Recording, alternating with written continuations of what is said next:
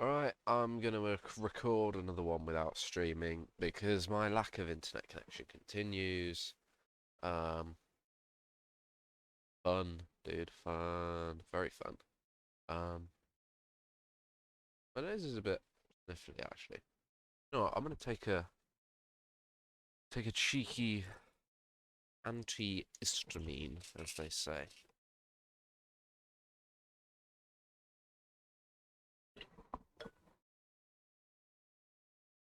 Hopefully that'll do the trick. I think it might be because of my beautifully visible new blanket, which my nose isn't quite used to yet. Um, Holy shit, we're about to face a Sogi in court, dude. This is gonna be fucking dank, man. So dank. I might need a bit more water before I start, really.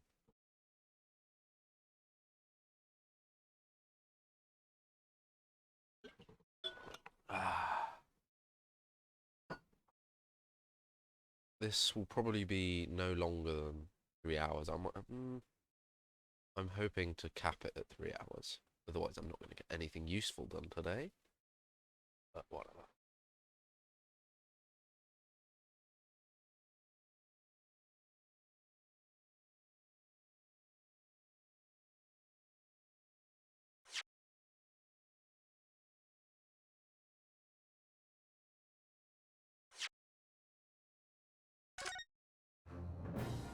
You know what? I'm going to do something before I launch the game properly. And that is use my phone's hotspot to sort out whatever Steam is having a go at me for.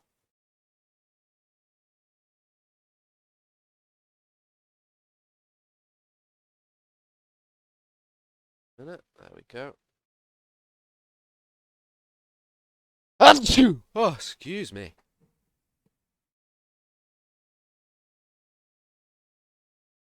Let's relaunch Steam. Some emails to read as well. Hooray.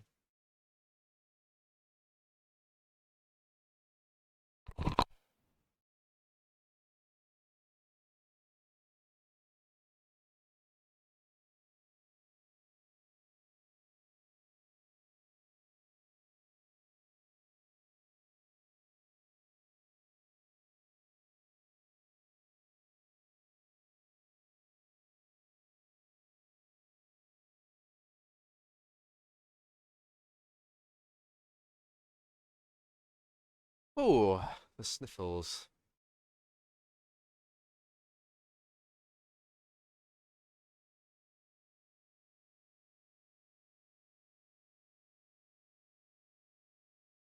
Right, just wait for Steam to launch.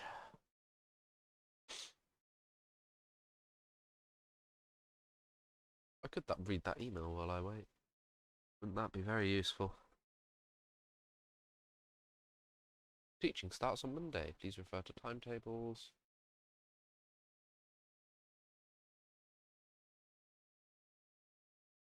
Yep. And worst case scenario across the board. Please regularly check your emails.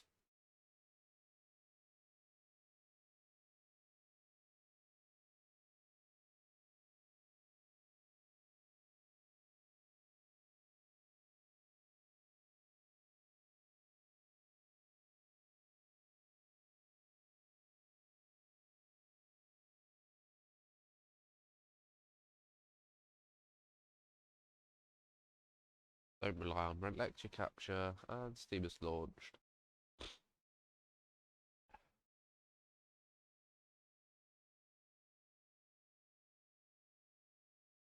I'll finish reading this.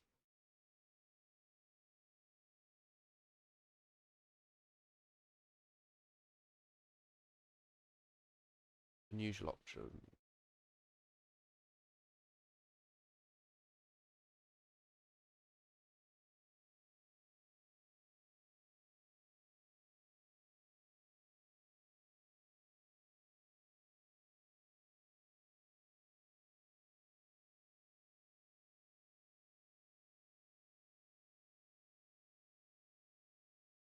Cool.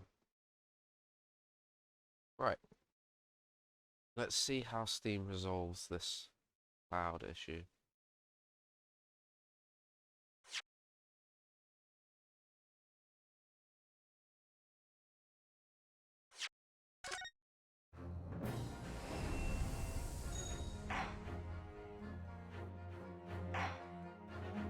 Yeah.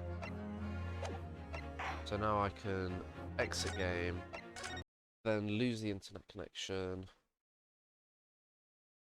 And let's see if disconnect. Oh,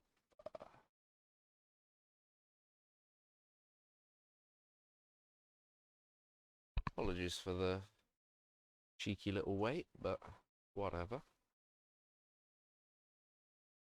Okay, now Steam is no longer shouting at me. Let's do it.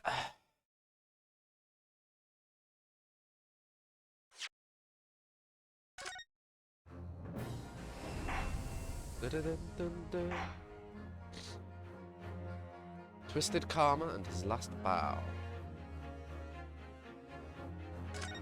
His Last Bow is the name of a Holmes thing.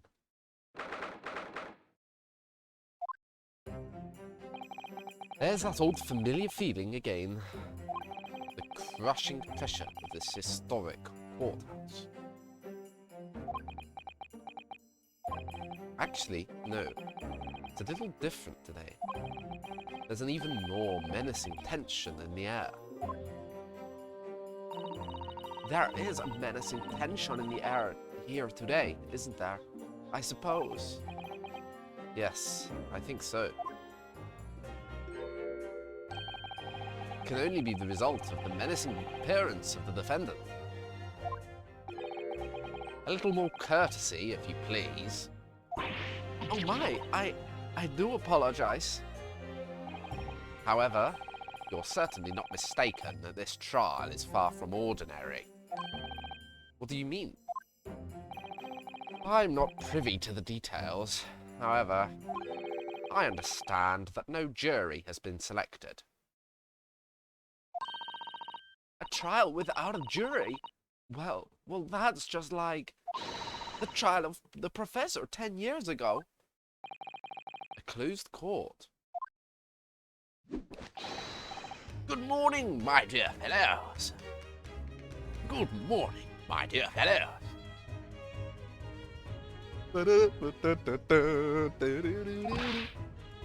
Mr. Soames, have you made note of my hair, Mr. Naruhodo? An outright victory for science, you must agree. To be perfectly honest, so much happened yesterday that, well, I completely forgot about your little hair problem. Ha! What to one man is a little hair problem, is to another a day of drinking dubious potion after dubious potion. You have no idea how my stomach ails me this morning. Oh dear, how awful for you. I'm afraid you only have yourself to blame, Mr. Soames. And good morning to you, Mr. Reaper. I'm delighted to see you looking so full of vim. And are you? I see London's celebrated great detective is as active as ever. Oh, you exaggerate, my dear fellow. Compared to my paltry engagements with a few trivial cases, the Reaper's overbearing presence is a far greater deterrent to the black roots of crime in our capital.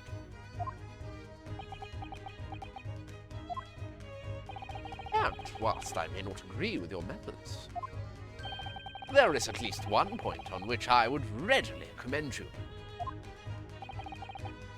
What an honor. And that would be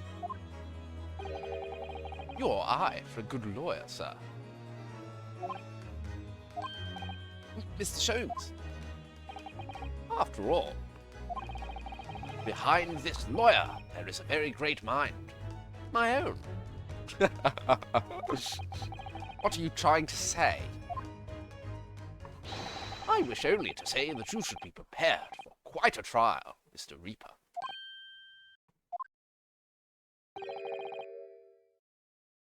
Oh yeah, he did his own investigation. Holy shit, this trial is going to be so fun. Sorry to barge in. Oh, sorry to barge in. Oh, wait. I guess it was her. Sorry to barge in. Sorry to barge in. Gina!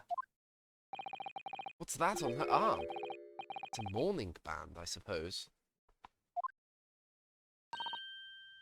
Father, shouldn't you be at the symposium? Shouldn't you be at the symposium?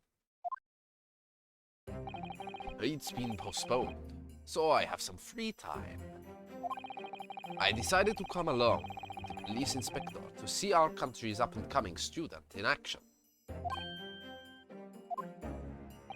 I shall be very interested to see the fruits of your studies over the past year. Well, it's an honor to have you here. Let's hope there are some fruits to see. Aldo? Oh, yes, Gina? Why'd you agree to this, eh? Why'd you take him on? This Reaper bloke, everyone says it was him what killed the boss. I'm sorry, Gina, but I just don't believe that. Well, if it weren't him, who was it? I don't know that, yet. I don't care who calls him. Who calls him what? The Reaper's just a name. He's just a person at the end of the day. And if it turns out it was him who killed the boss, then God help him.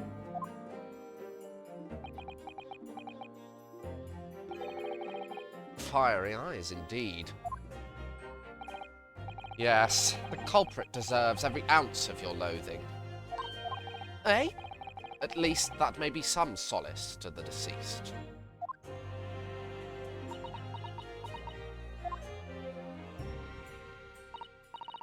Please, Otto. Get whoever did this. For the boss. Oh, Gina. Oh, I hate feeling this useless. There's nothing I can do. So you've got to find who done this and make that wretch pay. Counsel for the defence and the defendant. Court will be in session shortly. Make your way into the courtroom at once, please. All right then, here we go. It's time, Mr. Naruhodo. Lord Van Zykes.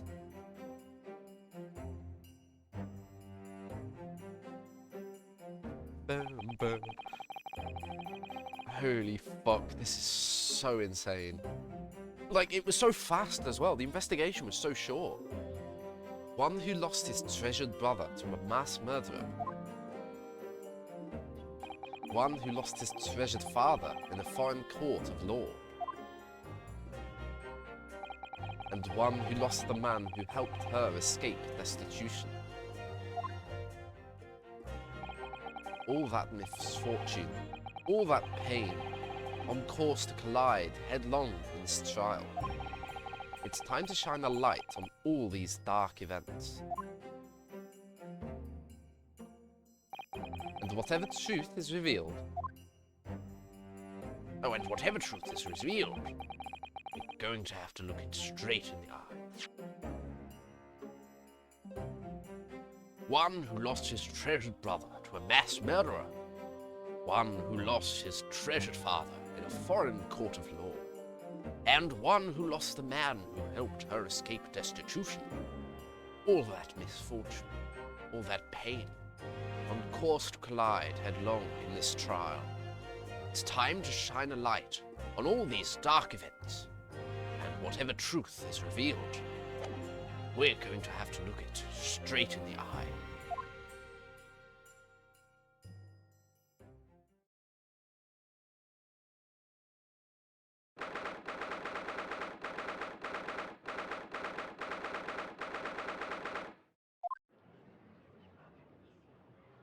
Holy shit, dude.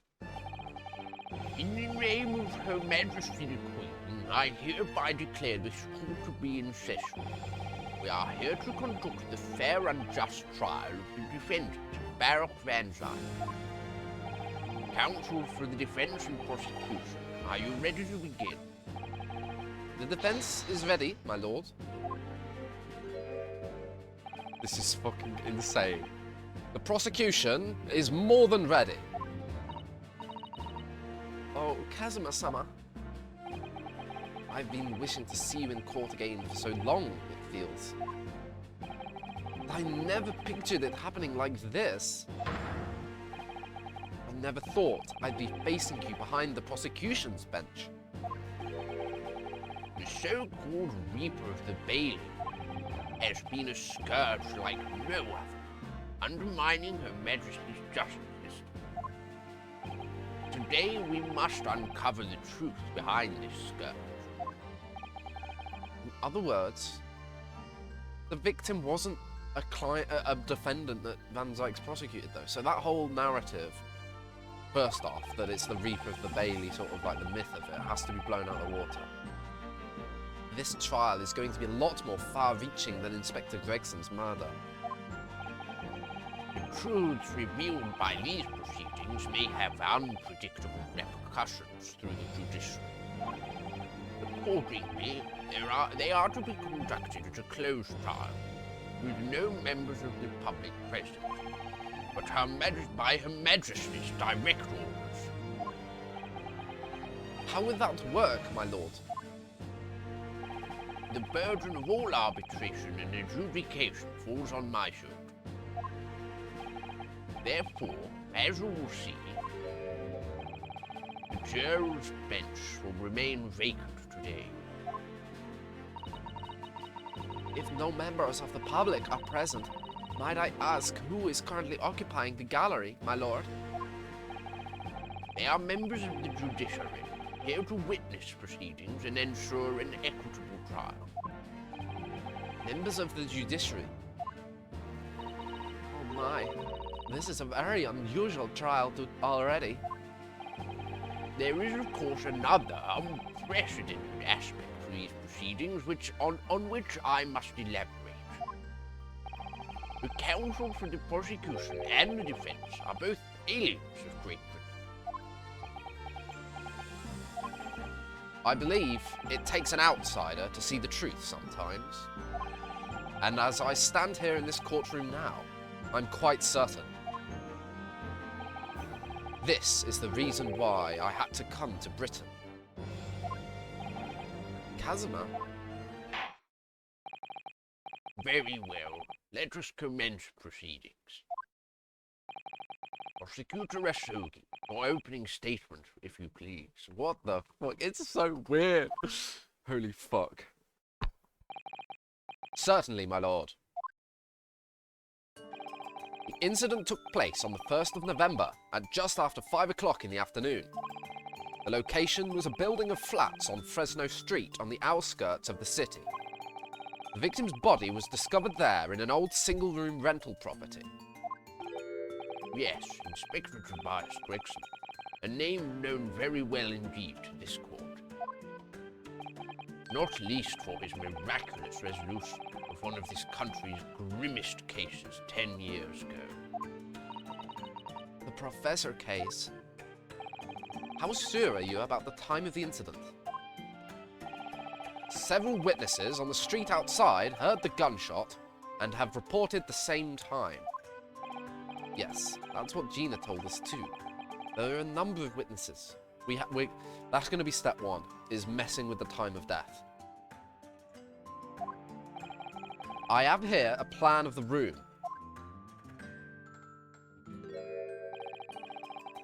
The victim was found curled up in one corner. That was the entrance, that door. It's believed that he was shot from the front at point-blank range and died instantly. How was the range being determined? There were scourge marks around the entry wound. Such marks are caused by the gunpowder used to fire the bullet. But powder hot enough to leave scorch marks is only ejected a few inches beyond the end of the barrel. In other words, it only happens when the target is at point-blank range. I see, yes. Thank you for your detailed explanation, Counsel.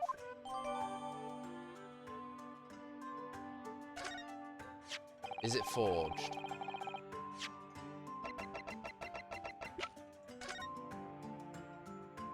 Oh. Maria Gori. Maybe that's the... No, it's not. Her name would be Scythe still, wouldn't it? The daughter of Scythe, or whoever it was. Oh, maybe it's not her daughter.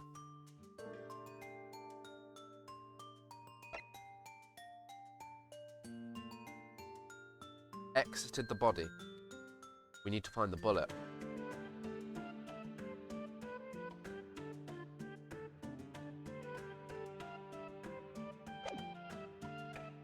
And Van Zykes wears gloves all the time.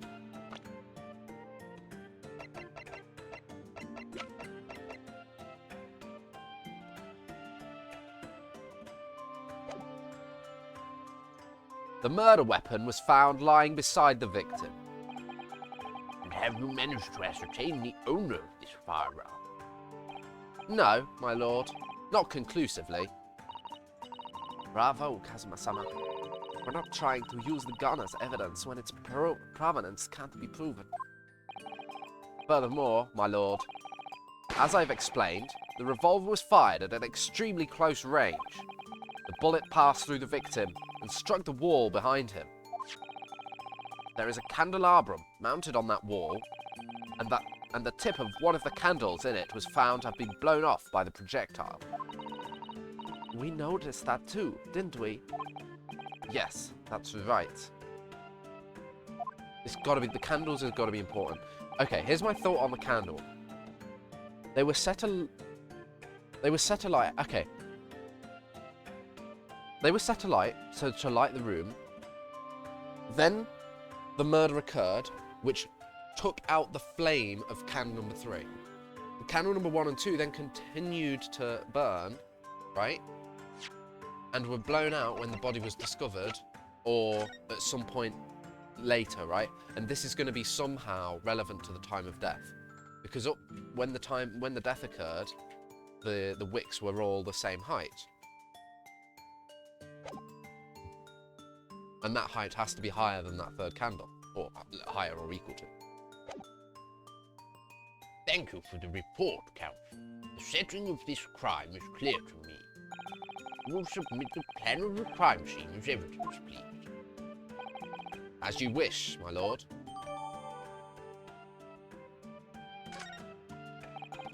Is this Fresno Street, room Inspector Gregson's private abode? No, my lord. The room is rented to a Mr. Hugh Boone. But there is precious little furniture inside, and it is generally in a poor state of repair. So what on earth was Gregson even doing there? Presumably he was investigating some case or another. When a policeman was informed of the gunshot from the witnesses and rushed to the scene, he found only the deceased inspector and the accused standing alongside, holding the revolver. The attending officer arrested the accused on the spot. So, the details of the case are clear. In that case, the prosecution would like to call its first witness. A name, please, counsel. Naturally, the accused himself. Lord Van Zykes. As a prosecutor, he believes in the oath of office he's taken and will be compelled to tell the truth. Very well. Let the defendant take the witness stand.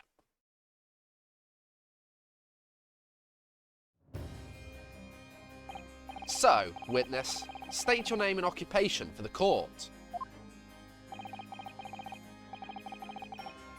Barak Van Zykes, Old Bailey prosecutor. I presume, Lord Van Zykes, that you heard Prosecutor Asogi's opening priestess. I did. It is alleged that you were found at the scene of the crime, and that you were arrested by the arriving police officer. Can you confirm this? Yes, my lord. Then I'm sure the court would like to hear you explain some things away. Namely, why you were there in the room on Fresno Street at the time in question. And what exactly took place. I intend to explain away nothing. I will simply tell the truth. I must say, Lord Van Dykes, I never imagined this day would come. Or rather, I didn't want to imagine it would come. But since you became known as the Reaper, a part of me has been dreading it.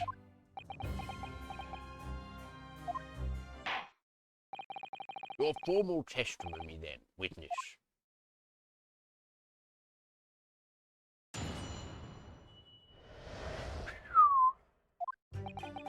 I was investigating Gregson, and my inquiries had led to that address.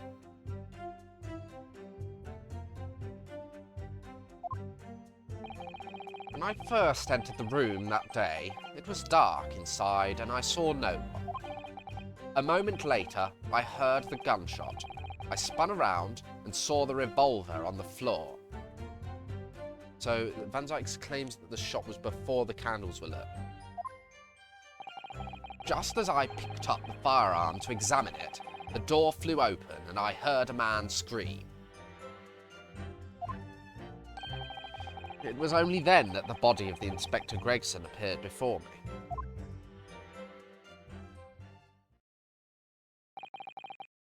That testimony was the whole truth?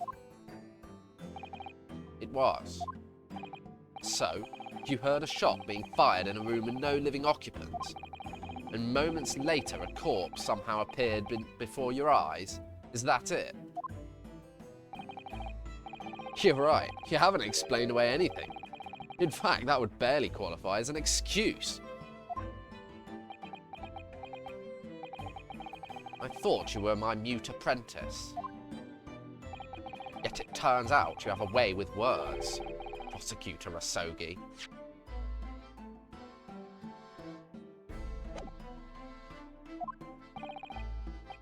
It would appear to be a singular tale indeed. Singular isn't the word. It's laughable. It's laughable. It's got into Kazuma. He's not behaving like himself at all. Very well then. Count, you may begin your cross-examination. Yes, my lord.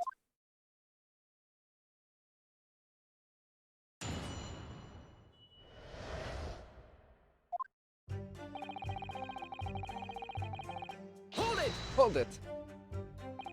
You were investigating the inspector. What on earth for? I'm not at liberty to say. Sorry? I'd identified a distinct possibility that Gregson was involved in a case I was investigating.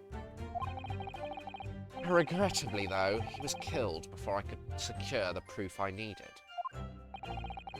Is the court to understand, then, that on the day in question you followed the victim to the scene?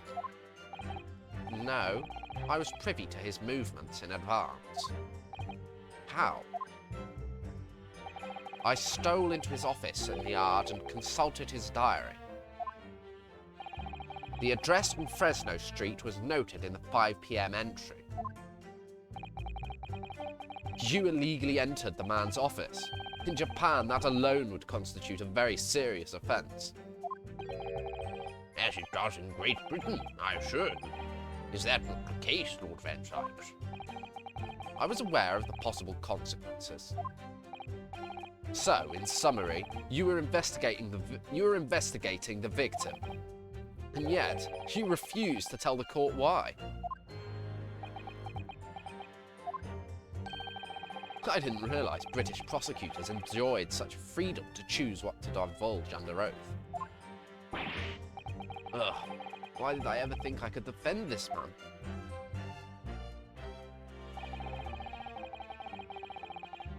Hold it! Hold it! Had you ever been to that address before? No, never. I only learned of the place as a result of my investigations into Gregson's activities. There was no light inside when I entered, so it was all but impossible to make out anything. But at 5 p.m, the sun would have only just gone down. It would still have been reasonably light outside. The room has a window, but it was boarded shut. Very little light found its way into the room from the outside, so it was extremely murky inside. I wouldn't have noticed if the victim was already lying on the floor.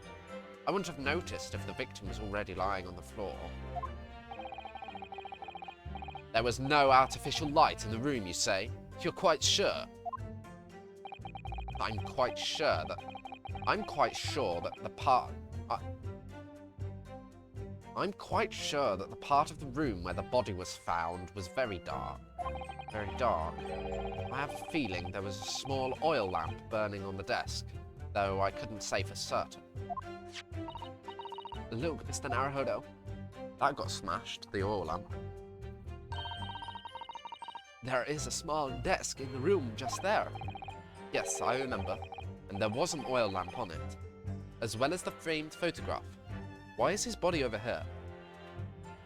Was he about to light the candles? The candles are so relevant.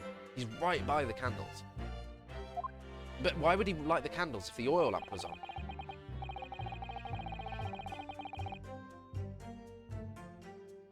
When I entered the room, I closed the door behind me and started towards the desk to investigate. And what did you find? Nothing. I never actually reached the desk. A moment later, I heard the gunshot. I spun around and saw the revolver on the floor. Hold it! Hold it! So, who fired the gun? I have no idea.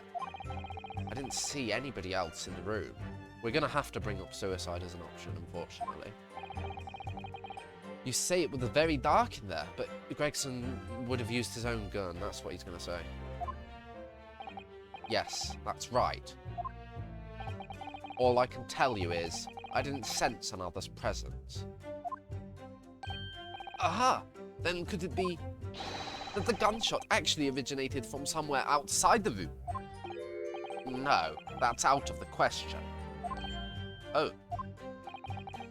Without doubt, the sound emanated from inside the room. I could smell the gunpowder.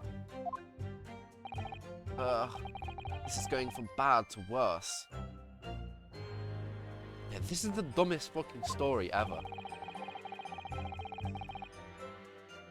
And you say that's the point at which you notice the revolver on the floor.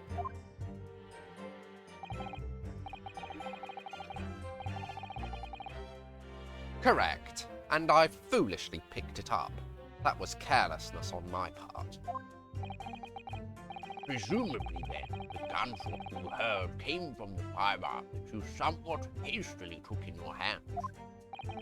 In point of fact, my lord, I believe it did not. What? The barrel of the revolver I picked up was cold, and there was no smell of spent powder. But then, where on earth is the gun that was fired? Whilst I would like to oblige you with an answer, I'm afraid I can't. I too would dearly like to know that.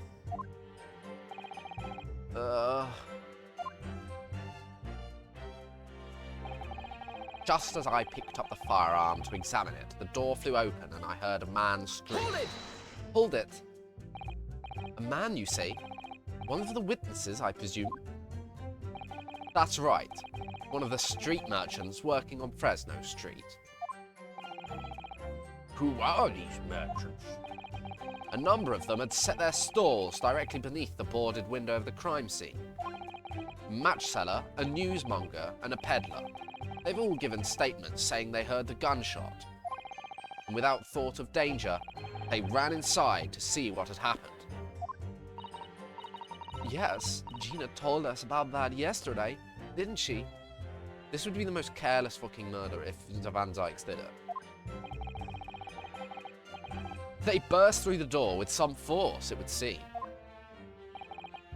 They did, and almost gave me a heart attack in the process. You're supposed to be the Reaper. The first man to come in immediately noticed the revolver in my hand and fled. policeman patrolling on Fresno Street heard the commotion and was able to arrest the accused shortly after the incident occurred. Anyway, the man's scream drew my attention in that direction. It was only then that the body of Inspector Gregson appeared before me. Hold it! Hold it! What do you mean by that? In what way did the body appear? I honestly can't explain it, but it's the truth. As far as I was concerned, the body hadn't been there until that point, and then suddenly, there it was. Where's a photograph of the fucking scene? I need to see if there's someone with the floorboards. Or he would maybe drop down from the ceiling, and that caused that splatter of blood. Like the wound gushed as he landed. Maybe the scream was to cover said fall.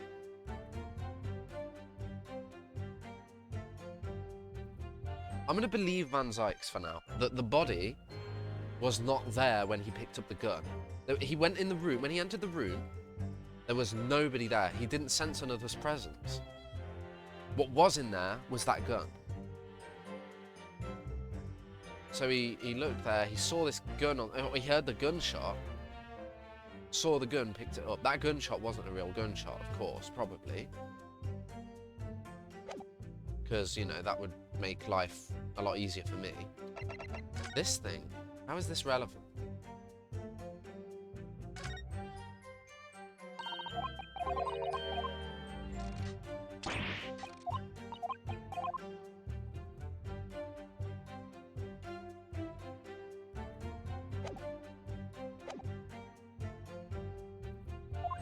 And suddenly, there it was. Did you perhaps hear the sound of the victim falling to the ground just beforehand? At that moment, what I heard was the sound of the door flying open and the scream of the man who came inside first. Nothing more. Maybe some sort of trap? No, but Van Zykes entered the door and it didn't do anything. The only thing I can think of is that there was somebody in the ceiling and it was dropped, and that somehow it was made to line up with the door being opened. I see. After the man fled, I examined the body.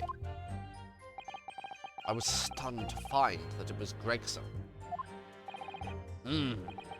Most curious circumstances indeed.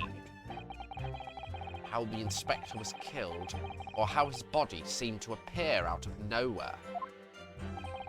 I have no idea. Objection! Objection! Objection! Surely the court has heard enough. My lord, the cross-examination has clearly revealed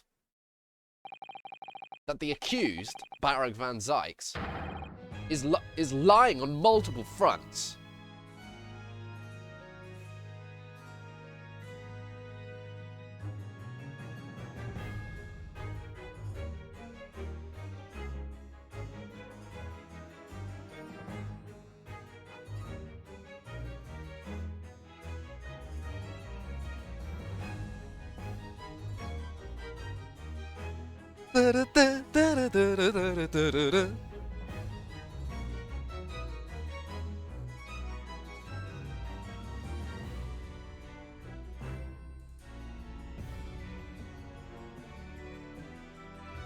Holy fuck, that bit was... They took the motif from...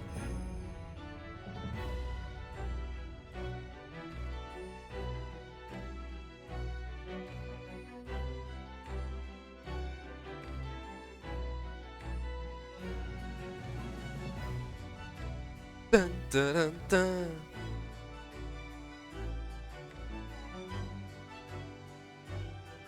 This is almost like he's the good guy. Some parts of it make him sound noble, still.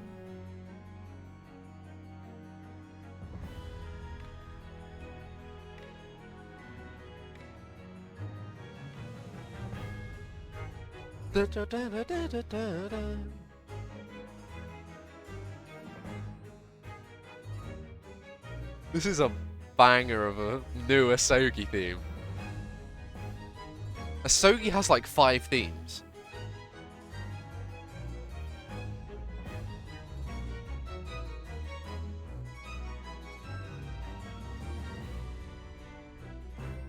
That the accused, Barak van Zykes, is lying on multiple fronts. What is that supposed to mean? Good gracious, Count. Defendant is lying, you say? In his testimony just now, he claims that he failed to notice the victim's body because the room was dark. That's correct. No, that's impossible. As proven by this candelabrum. How does that prove anything? If you examine the tip of the long candle, you can see it how it has been blown off by a powerful impact. One would assume that the projectile from the firearm passed through the victim and struck the candle. The problem comes when you consider the other 2 candles, which are clearly of a different length. I was going to use this evidence, not you. Yes, I can see. He's going to say that the candle was lit during the murder. But it could have been lit after. Right? Because you can't light that 3rd candle now that it's blown off. Yes, I can see that the candle appears to have been struck by the bullet is yes, I can see that only the candle that appears to have been struck by the bullet is long. We could reasonably expect someone to have lit all 3 candles together. Which begs the question of why only one has ended up longer than the others. That must be because the particular candle was extinguished when the others were still burning. That's right. When the candle was hit by the bullet, it obviously went out. But the other 2 candles would have still been burning. So the fact is, the victim's body would have been illuminated by the light still thrown by the candelabrum. And the accused's claim that he couldn't see the body clearly contradicts the facts. And now, to the next lie. There's more. The accused also claims never to have visited the scene of the crime before. That's the truth. In that almost empty room, police discovered something very unusual. A board covered from top to bottom in police documents and newspaper cuttings. Yes, that's right. We saw it too. It goes without saying that the contents of the police documents cannot be divulged. However, it included a number of reports from various historical cases, the oldest of which was from 10 years ago. 10 years ago? This is starting to sound familiar. And there is a common thread linking all the documents on that board. Indeed. What is that common thread, Count? They all relate to cases prosecuted in court by Barak van Zykes. All of them. And furthermore, all those cases are ones in which the defendant was acquitted. That was the Reaper's room, maybe. Maybe Gregson... Maybe that wasn't Gregson's base. Maybe it was somebody else's and Gregson came in. Don't tell me they were working independently on the Reaper case. Good Lord! Interestingly, none of those defendants are alive today. Because all of them have been sent to their graves by the Reaper. Ugh! Oh no! In short, that dingy little room is the Reaper's secret hideout and his base of operations. The Reaper's hideout? And yet the Reaper would claim never to have been to his own secret hideout? No one would believe that. No, the truth is, we've been looking at this backwards. Backwards? Explain, Count. Inspector Gregson was investigating the identity of the Reaper. When he discovered the location of the man's secret hideout, he was killed. As I'm sure everyone can imagine. By the Reaper's hand. What? What?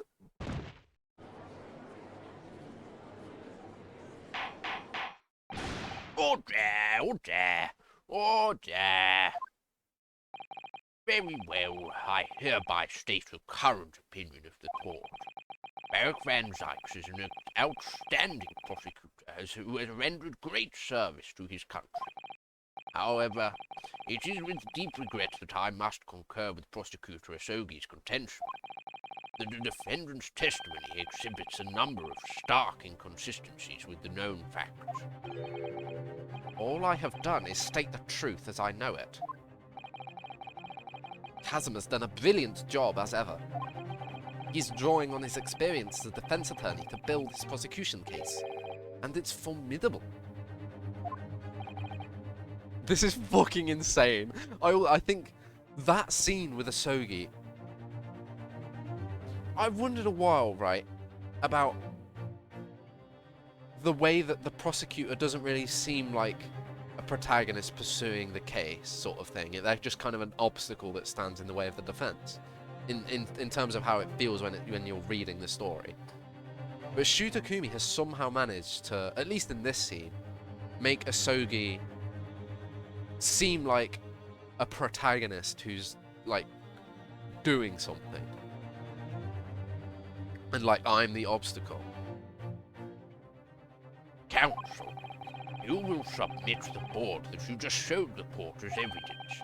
I believe it to be fundamental in establishing the facts surrounding the Reaper's existence. Thank you, my lord. And now, the prosecution would like to call new witnesses to the stand. Witnesses who saw events unfold on the day in question. They were mentioned in the previous testimony too, if you remember. Yes, the street sellers who heard the gunshot and went running into the room. Very well. Lead the witnesses in. Defendant may step down from the witness stand. Certainly, my lord.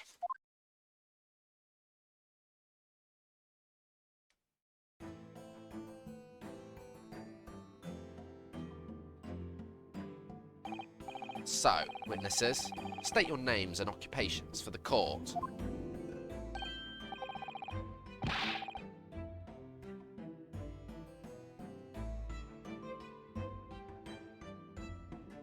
Names? We don't use names. Too fancy. Far too fancy for the likes of us. Us. We're just free and easy.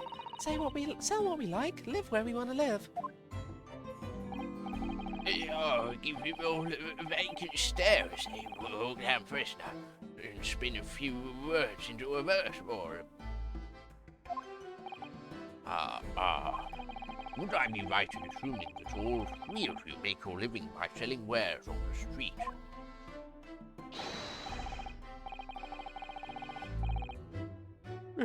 Everything calls me gossip. I sell jaunty little tidbits to passers by, you know. Jaunty little tidbits. Got an absolute smasher with you, sir. Right off your guinea lettuces. 6pence is the price, and not a penny less. Wait, you're actually trying to sell it to me now? Oh, come on, sir. Don't tell me that you're not interested. Try the man. Give him the money and see what it is. Pay the man, counsel. All right. 6pence is his. You won't regret it, sir. Now, you've got your listening ears on. Just between us, young couple on Slate Street have just had twins.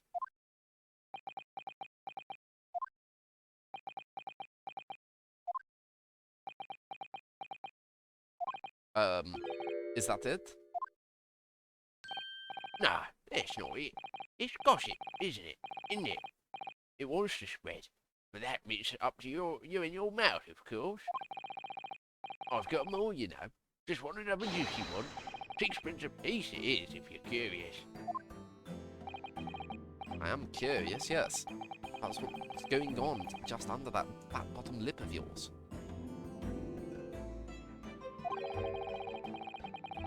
Namely, that unusual bruise or whatever it is that's poking out from under your collar. You're strangled. What about the next witness, then? What name do you go by, and what do you sell? Me? I'm Venus. That's what everyone calls me. Funny, innit? I sell these lovely little fireworks to all the local school kids. 6pence a pop. 6pence a pop. What'd you say?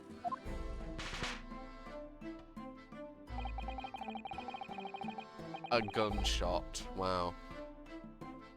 We heard a gunshot. Yeah. You weren't exaggerating with little. Do they actually sell? Oh yeah. The second years can't get enough of my Venus firecrackers. Especially when I tell them that if they get 100, they could blow up the school. Not the most savoury of my beers, young lady. What do you say then, eh? Do you want to part with 6pence for a pop? Wait, what? You want me to buy one? Tell you what, I'll let you in on a little secret. If you get 100 of them, you could blow up the whole courtroom. Try the woman. Give her the money and see if she's right. Pay the woman, Count. All right, I'll buy one. Lovely stuff. Right then, this is something of a bit extra, just for you. The Venus Special. Only 600pence. 600? It's 100 of my regular fireworks. Nothing little about that, is there? And there'd be nothing little about the punishment if I blew up the Old Bailey either.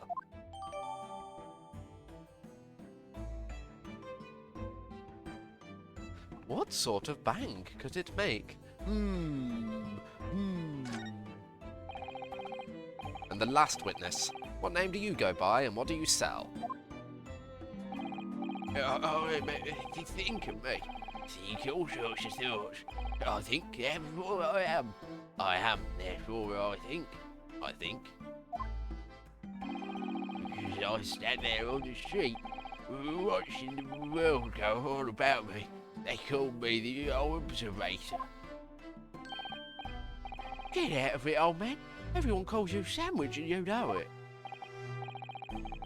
So you don't actually sell anything? Sell anything? Problem shares, problem halved, as they say. I'll give advice, I do, and that's what it means.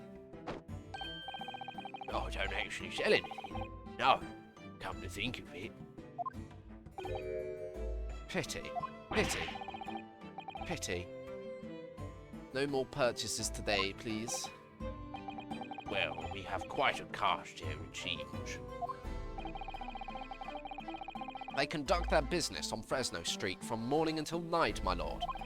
And always in the same place, directly adjacent to the crime scene. I see. And thus they heard of the gunshot, I suppose. Not only that, but they very bravely ran inside to see what was going on and witness the crime. Well, I'll be begging, I thought, just between us. Venus de Milo. Alright. Venus de Milo. What am I to do? What a terrible thing I saw. What I think is, if what we see is light and shadow, playing with our eyes, is any of it real? Very well. This court will now hear the formal testimony of these three witnesses now. You will describe in detail what you witnessed and heard at the time of the incident.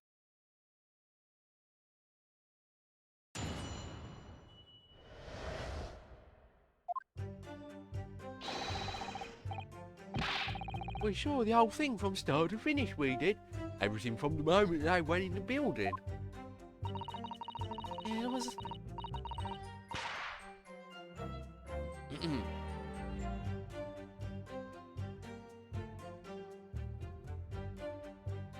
It's like Gina's voice combined with airy, weird, white voice. It was less than a minute after the Reaper had gone inside that we all heard a big bang. Seems to me that quick to talk is quick to walk. Gosh, it couldn't wait to go and see what had happened. I ran into the room and there he was, the Reaper, gun in hand, standing over the dead body. I was scared half to death, me, so I ran off to find a copper.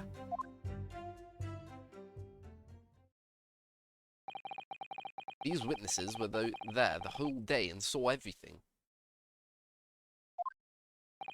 Who did they see going inside the building? Only the victim, Inspector Gregson, and the accused, Barrack Van Zykes. It's the dumbest murder ever, why would he do it? I've seen pictures of the Reaper in the paper. I know what he looks like. And just between us, folk love stories like this. I've made myself a child shop already. But wait, the room was just one of several flats in the building. Someone from another flat could have done it. All those flats on Fresno Street are unoccupied. Of course they are. They're small, damp, dirty and expensive to boot. The room in which the inspector was found is the only property in the building that's currently leased. And we know the leaseholder's name, don't we? It's Hugh Boone. The testimony the court has just heard would appear to leave little room for doubt. Becoming increasingly difficult to see how anyone other than the defendant could have committed the crime. No. Thank you for your candour, my lord. Thank you for your candour, my lord. Counsel for the defence, you may proceed to cross-examine the witness. Yes, my lord. In a closed court like this, without a jury, the judge is the only person whose opinion matters. I have to break down this testimony. Somehow.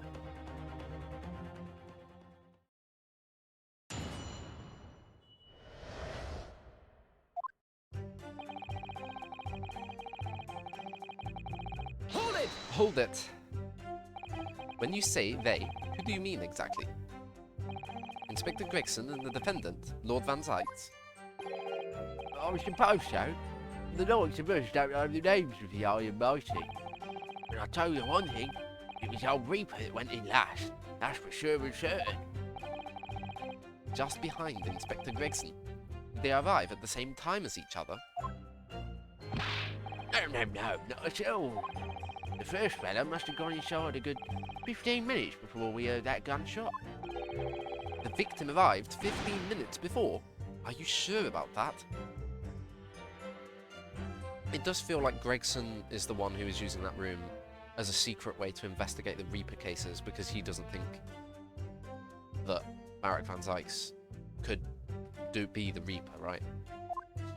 Not the Reaper's base of operations. That's absurd. Why would the Reaper's base of operations be anywhere other than his own bedroom? Or her own bedroom, perhaps. Am I sure? Does it seem likely that I'd have forgotten a fella with bright red hair like that, does it? Yeah. His hair really was red, weren't it? Redder than my flaming fireworks, even. That fiery red mop still burnt inside my eyelids, it is. Wait a minute.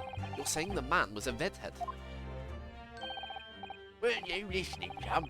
Yeah, he was a redhead. He had a big trunk with him as well. Trunk? But Inspector Gregson's hair isn't red. Not by any stretch of the imagination. It seems likely that the person you saw wasn't in fact Inspector Gregson at all, but some other third party. No, I hate to break it to you, but the witnesses are correct. What? Just have a look at this photograph of the victim taken at the scene.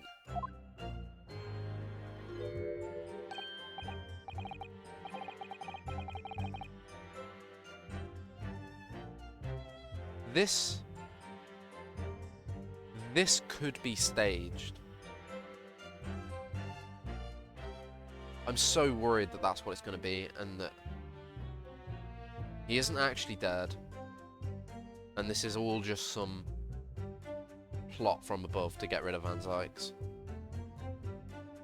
And Gregson felt compelled to take part somehow. But then, some things just don't make sense if that is the case.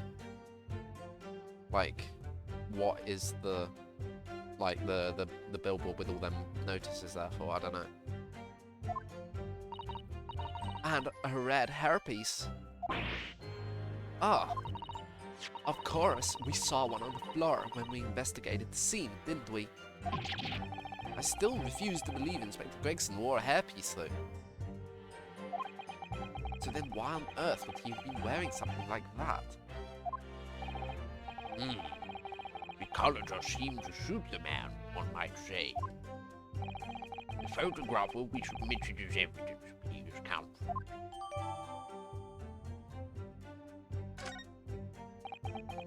And what became of the trunk that the red-headed victim was supposedly carrying? I was informed that no trunk was found at the scene. So it just disappeared.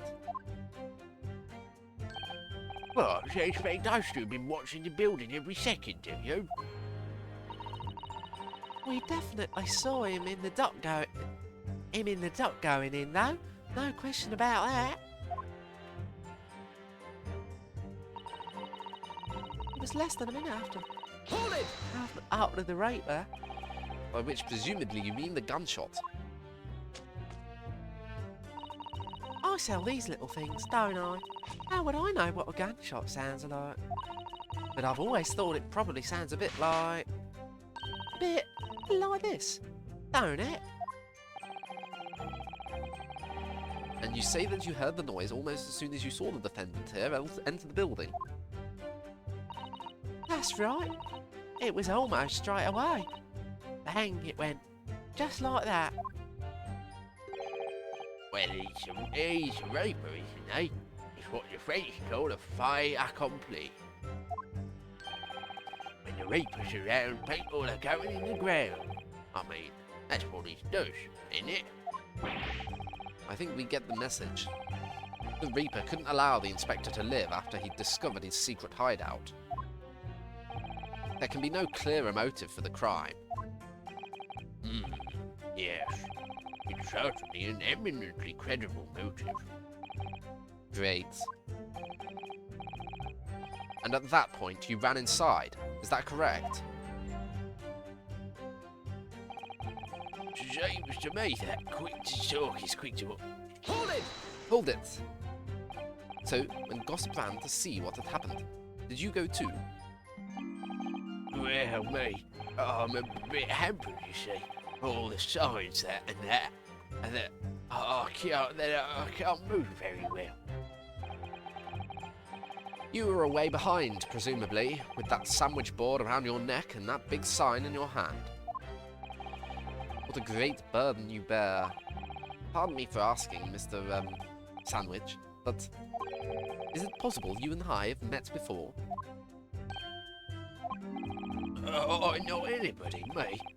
The signs of what make me who I am now, I sign, therefore I am. So you weren't employed as an omnibus driver just under a year ago, then?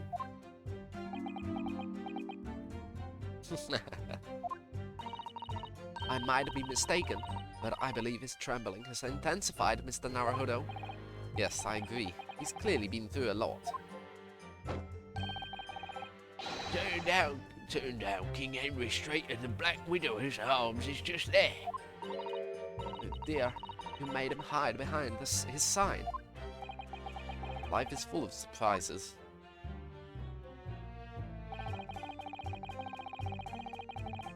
Hold it! Hold it! So then you were the first person to arrive on the scene. Is that right? That I was. Kicked the door open like a professional, I did, and yelled out, "What's going off here?" Lord Van Zykes claims all he heard was a man scream, though. And was it dark inside the room? No, not dark at all. There were candles burning on the wall.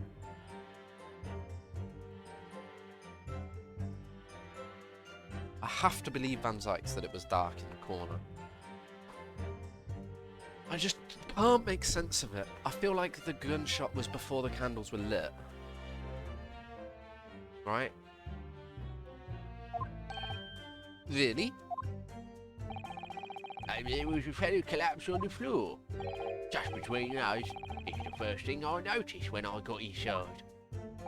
Ah, I see. Even though Lord Van Zykes claims not to have seen any such lights on the wall.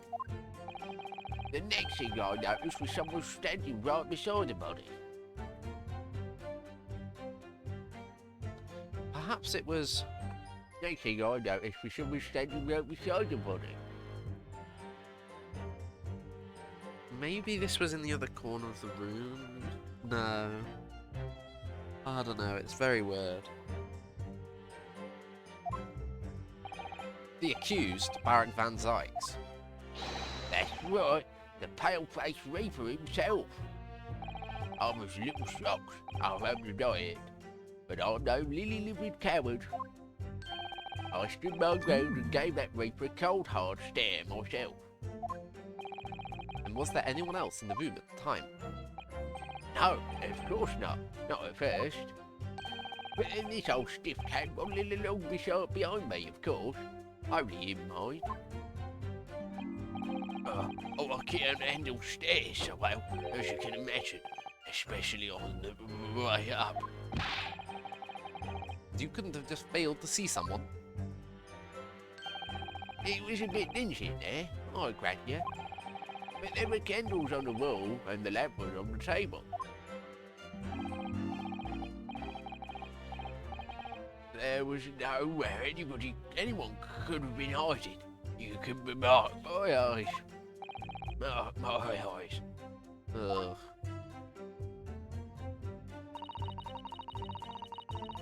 Hold it! Hold it!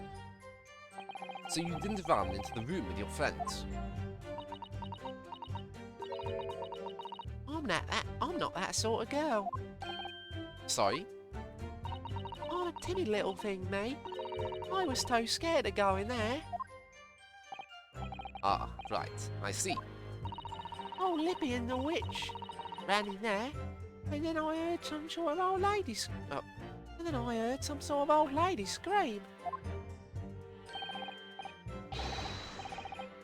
Well, that wasn't me, I swear. If I were a gentleman, I'd stake my honour on it. I wondered what on earth was going on. I only just realised that she's Little Red Riding Hood, but with fireworks. Which is when you went to find the policeman. And I ran into a copper as soon as I turned the corner. So I brought him straight back to the place. Didn't I do well, eh? Don't be played us.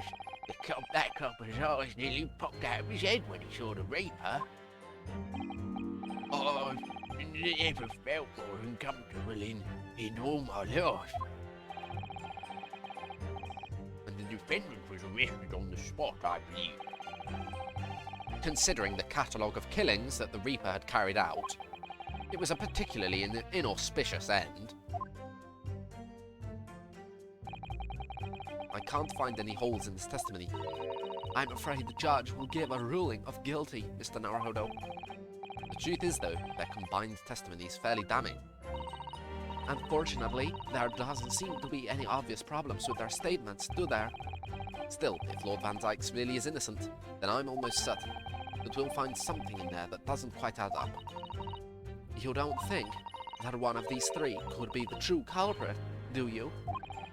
I don't know, but what I do know is that there's more to this case that has yet to be brought to light.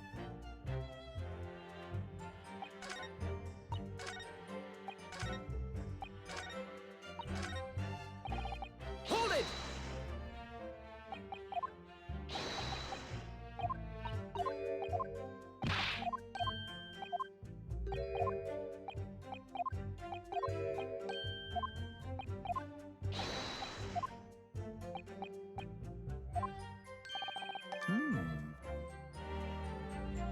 Excuse me. Excuse me.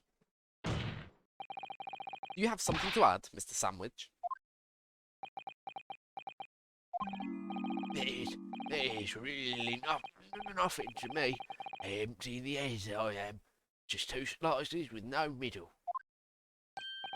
So I don't know what you could want with me. I think that maybe you just remembered something. Having heard Mr. Gossip's last statement, I mean. What I think is, we're all nothings really. We try to drift ourselves for something else, but at the end of the day, we're all just street sellers. That's enough of you, Sandwich. Keep your trap shut now. Unless you want us to make you into a real sandwich. We're any sure the Reaper, he fell clean over on his backside. That's it. Oh, you rotten beggar. I told you to keep that a secret. I told you to keep that a secret. He screamed, he did. Screamed and scrambled off on all fours. That's what I wanted to say. Mr. Gossip, is this true? The floor was dead slippery, that's why. Planted my head in a filthy pool of blood, didn't I? Yuck. What? A pool of blood? But listen here.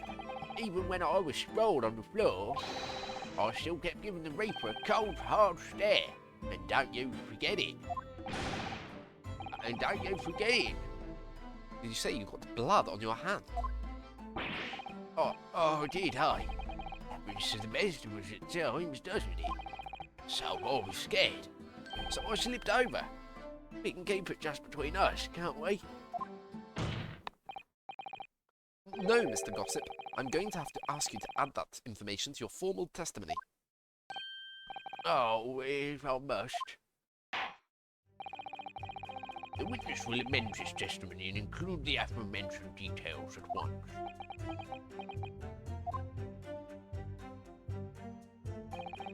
I slipped over and got blood on my hand, so I quickly wiped off the floor. Hold it! Hold it! You wiped your hand on the floor. Well, who wants blood on his hand, eh? Horrible stuff. They might have thought I'd done it. No terror. And you didn't think that might be a problem? Does it really matter if I left a few grubby handprints on the floor? They'll get cleaned up in the end, won't they? Don't make such a fuss. That's the message from all of us. Is something wrong, Counsel? No, my lord. I didn't remember anything in the report about a bloody handprint on the floor, that's all. Don't come at me with all that. You can't intimidate me. Different room? Switcheroo the room? I know what I did. I wiped it off on the floor. Blood. I wonder, could that be what happened? Mr. Naruhodo, I don't have all the answers yet, but I think we may have just uncovered a vital clue.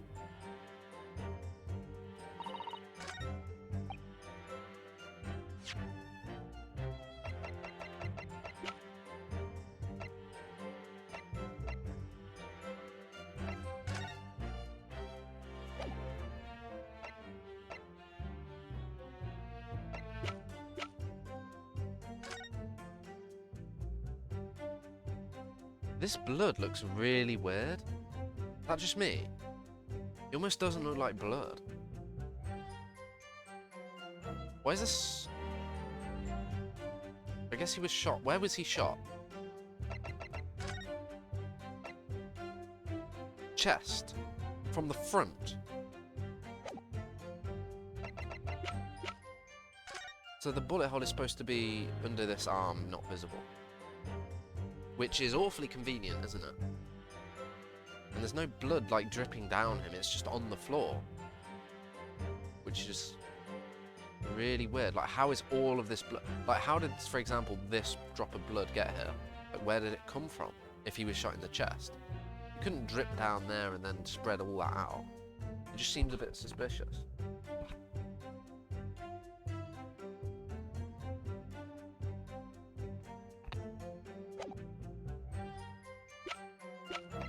I didn't examine this yet. Oh, oh! Now that is very important. There are details of a whole raft of cases dating back years on here, aren't there?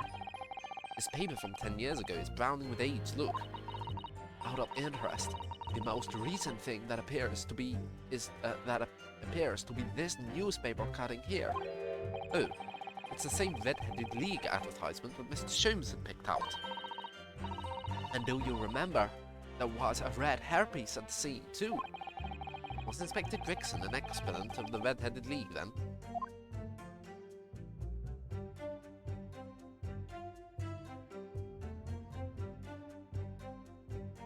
Okay, that's going to be really important that this was tilted on its side, right?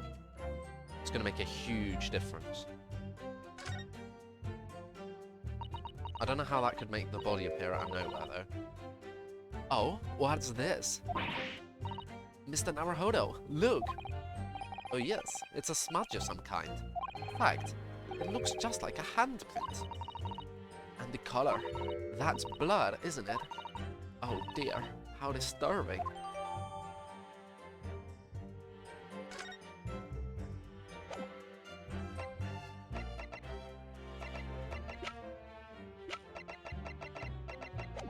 I'm gonna have a Snickers bar.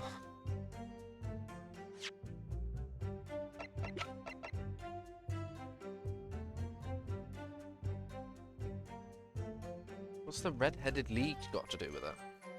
I don't understand.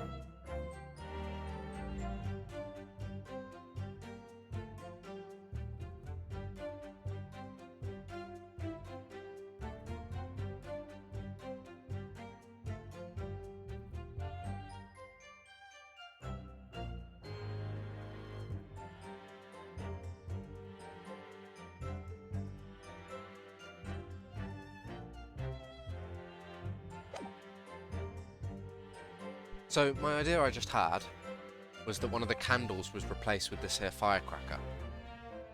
Or one of these firecrackers, right? If the candle was a firecracker, the moment someone would light the candle, bang, gunshot. Then they can... Gregson walked over to it. It seems very interesting that Gregson walked over to the firecracker, the candles. See if I can see the firecracker in here. I somehow doubt it, but that would be amazing. No.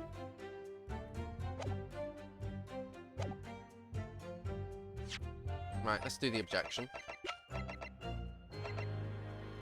Objection! So you wiped off the blood from your hand on the floor of the room. Are you quite sure about that? Well, what else do you expect from me to have done, eh? Does it really matter? Objection! Objection! The police found no such handprint on the floor during their investigations.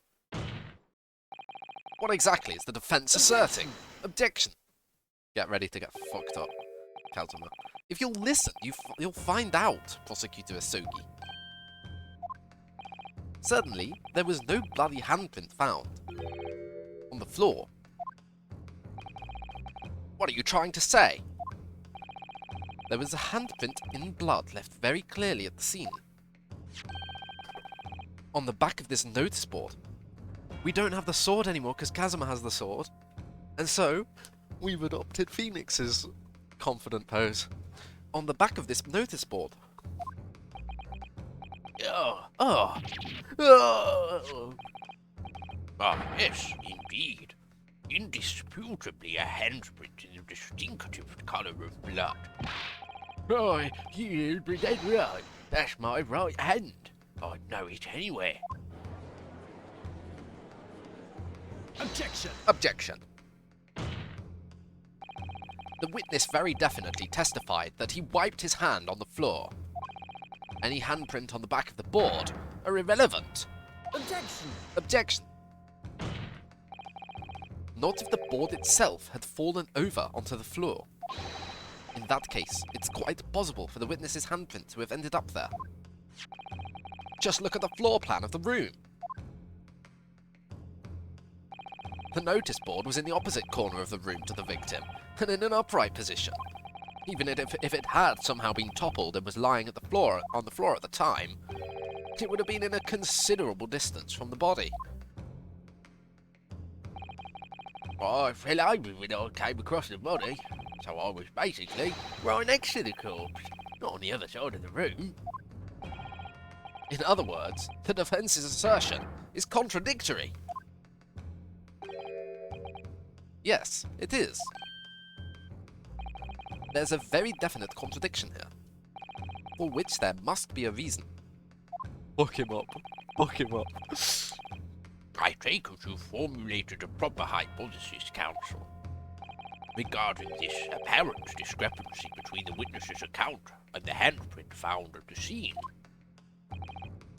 So it was by the body, which either means the body was on the other side of the room, or that was on the other side of the room and was moved by somebody. I have, my lord. This discrepancy between the witness's account and the location of the handprint is explained by...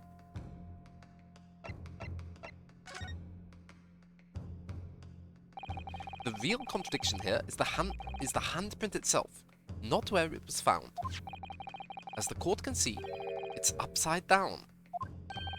Good gracious, so it is. The witness had put his hand against the board. The fingers should be pointing upwards. What? What does that tell us? It tells one simple fact. When this handprint was made, the board must have been lying on the floor as I previously suggested. Which means that after the incident, it must have been moved. Get fucking wrecked, holy shit, get wrecked, Asugi. What? Objection! Objection! You're claiming that somebody moved the notice board after the shooting? Then tell the court who. I don't know that yet, but the point is... When you consider all the testimony we've heard so far, we can now be very clear on one point. And that would be... The position of the notice board at the time of the incident, my lord. It was blocking the candles. That's why Van Zykes didn't see the candles. Position of the notice of the thing at the time of the incident, my lord.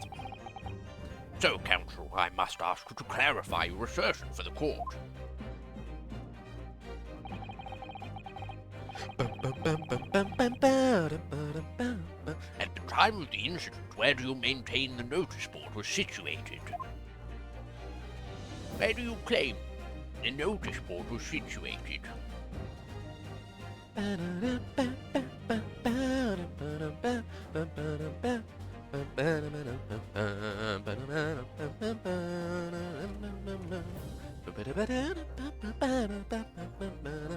Take that! It was right here, my lord. Goodness. No, I'm afraid I don't quite see your logic. I'm disappointed, Ryunosuke. In Japan, we're taught to have patience and respect for our elders. So until his lordship sees your logic, he will know your place and not move from that spot. What? How brilliant of Kazuma-sama! That almost sounded unreasonable at first, but he was just thinking of you.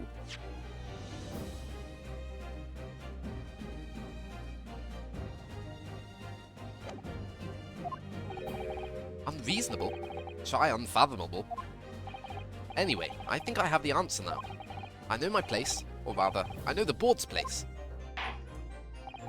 So, Counsel, I must ask you to clarify your assertion for the court.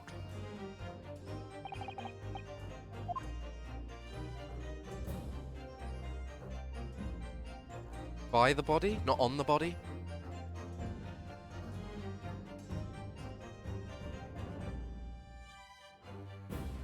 Take that! This is the only possible location. Okay. Immediately adjacent to the doorway. If the court would think back to the testimony given by the defendant earlier, he said that when he entered the room, it was dark, and he couldn't see the body. Why, yuck! If the notice board had been here, the body would have been completely hidden from view. And the light from the candles would have been blocked, making the room appear darker. Objection! Objection! But the accused also claims that the victim's body simply appeared before him. That's true. Or, in his precise words, just as I picked up the firearm to examine it, the door flew open and I heard a man scream. It was only then that the body of Inspector Gregson appeared before me. I don't know about calling it a scream, but he was talking about me and no mistake. Because it was me that kicked the door open. If you look again at the floor plan, consider what would happen if the door to the room was thrown open with force. That can't! The door struck the notice board, knocking it over, and making the victim's body visible. Good gracious. My client has told nothing but the truth. He has simply described what he saw.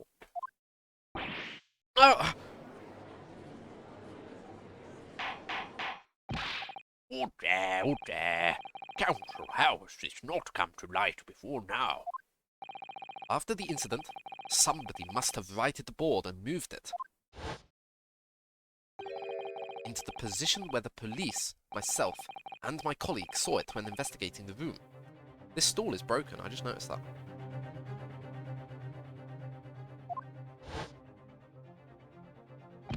Witness, what have you to say for yourself? What? Me, me lord? You and your fellows were there at the scene before anybody else. It goes without saying that you must know something about the position of the notice board. The witnesses in the stand will testify again. You will each explain exactly what you did upon arriving at the scene of the crime. Aye, Stop looking over your glasses at me. I'll get the message.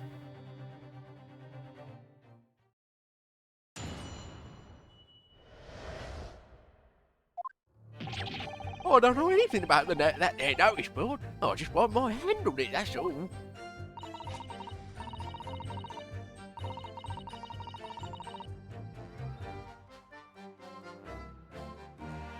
Well, don't look at me. I haven't got a clue about it. I was doing business with some second years at the time. I don't know anything about anything. I'm just a bystander, me. Just a sign at the crossroads of life. Hey, what's that Reaper? I bet he's got a face that screams bored.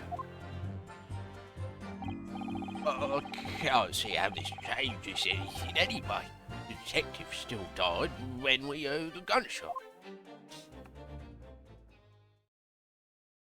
And that's what we're going to object to. That last statement. Once we've pressed. So none of you can elaborate further. Shaken by the crime they witnessed, and with only the light of a few candles and an oil lamp by which to see, we can't expect these witnesses to be able to give a more precise account of what happened. That's right, yeah. I don't pay attention too much. It's man's endless quest for knowledge that's destroying the world. That's what I think. Do you? Really? Really? In any case, as this testimony shows, even if the notice board was moved by somebody following the incident, it makes no difference. When the gunshot rang out, the accused was the only person at the scene. In short, the only person who could possibly have committed this crime is Barak van Zykes. None of this wrangling over the board changes that simple fact. Quite so, quite so. He knows that it's going to cause him a problem, though. Does the defence still wish to cross-examine the witnesses despite the circumstances? Most certainly, my lord. Very well, then you may proceed, Count.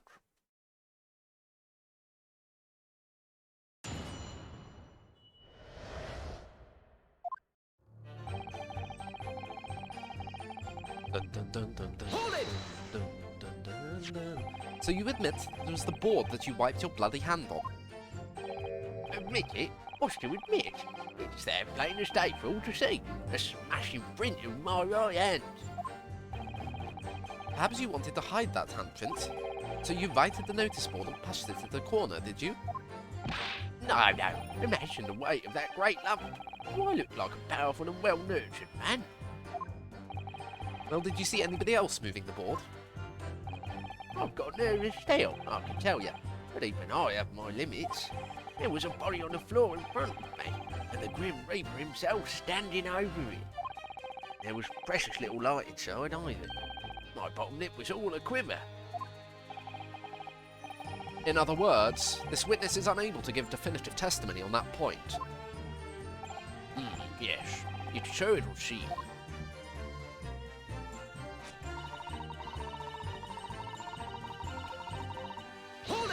Hold it! When you say you were doing business with them, you mean you were selling them fireworks? Yeah, what else? There's the Priory School just round the corner, see? Those cheeky little so-and-sos have got a plan to blow their school to Kingdom Come. So I've been telling on them, letting their teachers know what they're up to. Oh, you have? Yeah, wouldn't want anyone to get hurt, so I let the school know the kids are playing with dodgy toys. Then, praise the Lord, the teachers take all the fireworks off them. And then, praise the Lord again, the kids all come back to buy more. Everyone's happy, see? What a racket. Yes, and sometimes the teachers give me a little bonus to thank me for letting them know. It's a busy old life, selling explosives. Venus is a guileful goddess indeed. Well, telling barefaced lies isn't my kind. It's kind of my thing, really. I'm ever so good at it. Really? It's my thing, really. Ugh, scary. The important point is, you didn't go inside the room where the inspector was killed. Isn't that right? Definitely not. Wouldn't have dreamed of it, would I? Dun, dun, dun, dun, dun, dun, dun. Hold it! Hold it! But you did go to see what had happened in the room, didn't you? Fresno Street is my whole world. It's all I know, and I know all of it. I have to make my business to know. I have to make it my business to know if I want to hold up my sign high. So you did go to see what happened? It's not the destination that's important. It's how you get there, isn't it? Did you notice the notice board in the room? If you think about it, we're both the same species, aren't we? Both different members of the sign family. So if I'd spotted it, I might have tried to trip it apart as for the sense of rivalry. I admit. Someone merely needs to tell you that you're Homo sapiens, not Homo sinians. Does that mean you didn't notice the board? I can only repeat what I said before. I don't know anything about anything. I'm just a bystander, me. It's just a sign at the crossroads of life. In which case, just who was responsible for moving the notice board?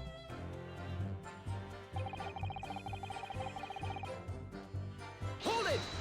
Hold it! What exactly do you mean by that? Oh, come on now. Don't tell us you've not noticed.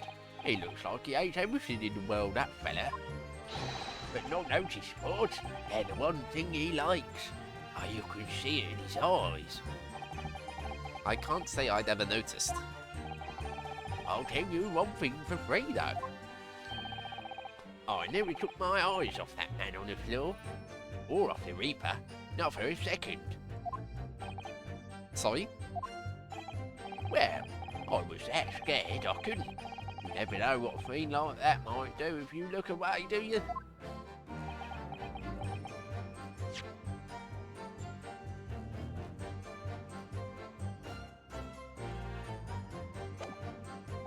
If you didn't take your eyes off the defendant, you should be able to confirm categorically whether or not he was the one who moved the notice board. Oh, that I can. The Reaper did nothing of the sort. I can swear to that. I couldn't have missed it if he'd heaved that thing up right again and dragged it to the corner. Right, glad we've cleared that up. What happened to the face that screams bored? I feel your pain, Kazuma.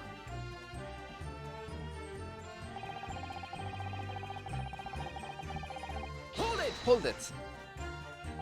It was 5 o'clock in the afternoon that you all heard the loud bang, wasn't it? Maybe the notice board fell over. Or maybe it didn't. Maybe I fell over. Or maybe I didn't. The Reaper's fate is sealed either way. Because of that gunshot we all heard. So your fate's sealed too. My fate? That's right. The defense is fated to lose, and the prosecution to win. In other words, it all hinges on that single gunshot. But if I could find just some problem with that part of their story, it may be possible to change all our fates. Ghost Trick reference, question mark? Of course. None of that changes the fact that I heard what I heard, does it? Not much to go on. As you've pointed out, Mr. Naruhodo, there is no question that the notice board was moved, so somebody must have done it. But it did happen after the event, so maybe Kazuma is right, and it's not relevant to the case. But it seems to have been deliberately positioned so as to hide the body from view. So I feel sure that there is some deeper significance to all of this. Yes, I know what you mean. I have no doubt there are more clues to be uncovered. You're on the right track, I can feel it. So follow your instincts. Alright then.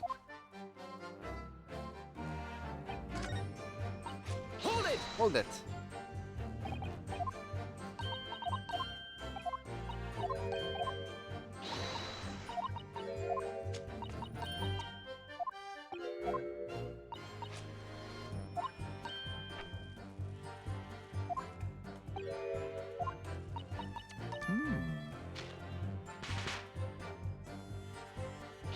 Excuse me.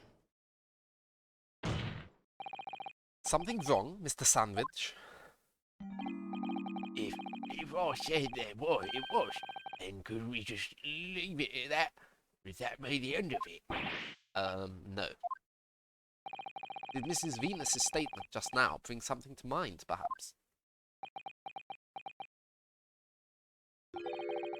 Philosophical thoughts. Deep philosophical thoughts.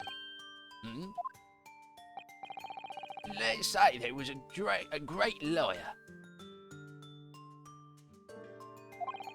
And that great liar said, without batting an eye, telling barefaced lies is kind of my thing. I'm ever so good at it. Would those words of hers be a lie to the truth? In which case, she is not a liar. The old... That's a classic little puzzle, isn't it? Like, a liar and a truth teller. You can only ask one question, and you ask them, if I were to ask the other guy if he is the liar, what would he say? And of course the liar always has to lie, so he would say, oh, he would say he's a liar. Whereas if you ask the... and that means it's him. And if you ask the truth teller, what would happen if I asked the other guy if he's the liar? He'd say, oh, he'd say he's telling the truth. He'd say he's telling the truth. Because if you went to that person, the liar, and said, are you the liar? He would say, I'm the truth teller. Oh, it's a hellish paradox, that one. Don't you think? I'm not entirely sure, to be honest. But it seems to me you're suggesting that Miss Venus has been lying, are you?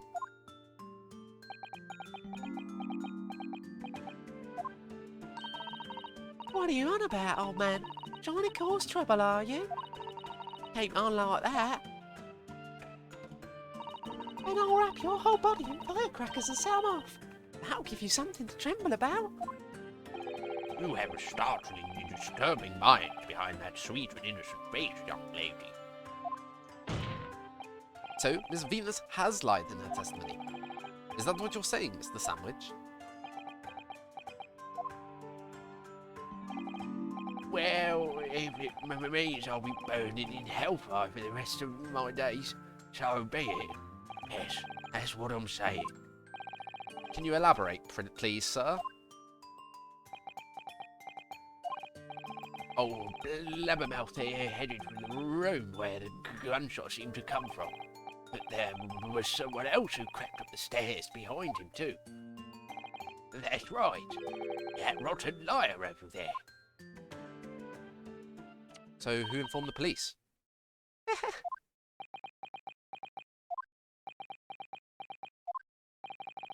Do you mean to say that you did in fact betake yourself to the scene of the crime after all?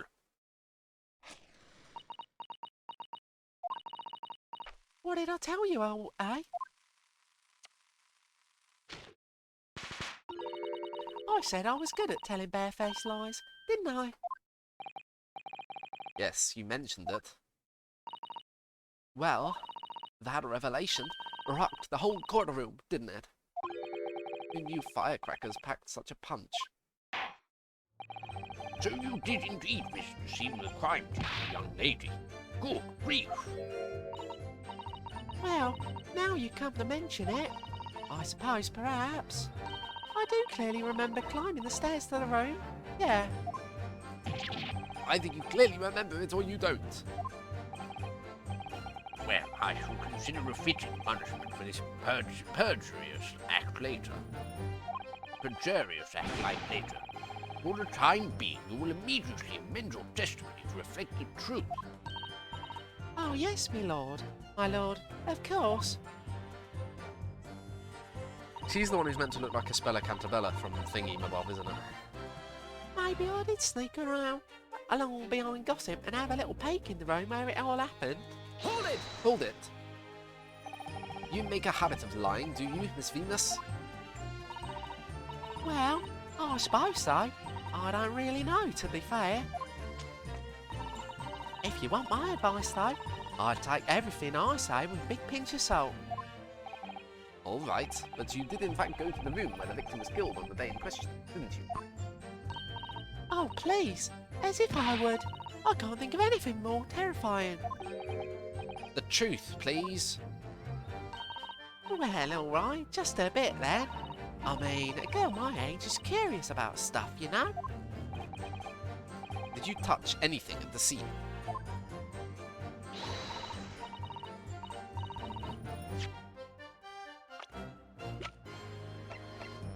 They're all question marks.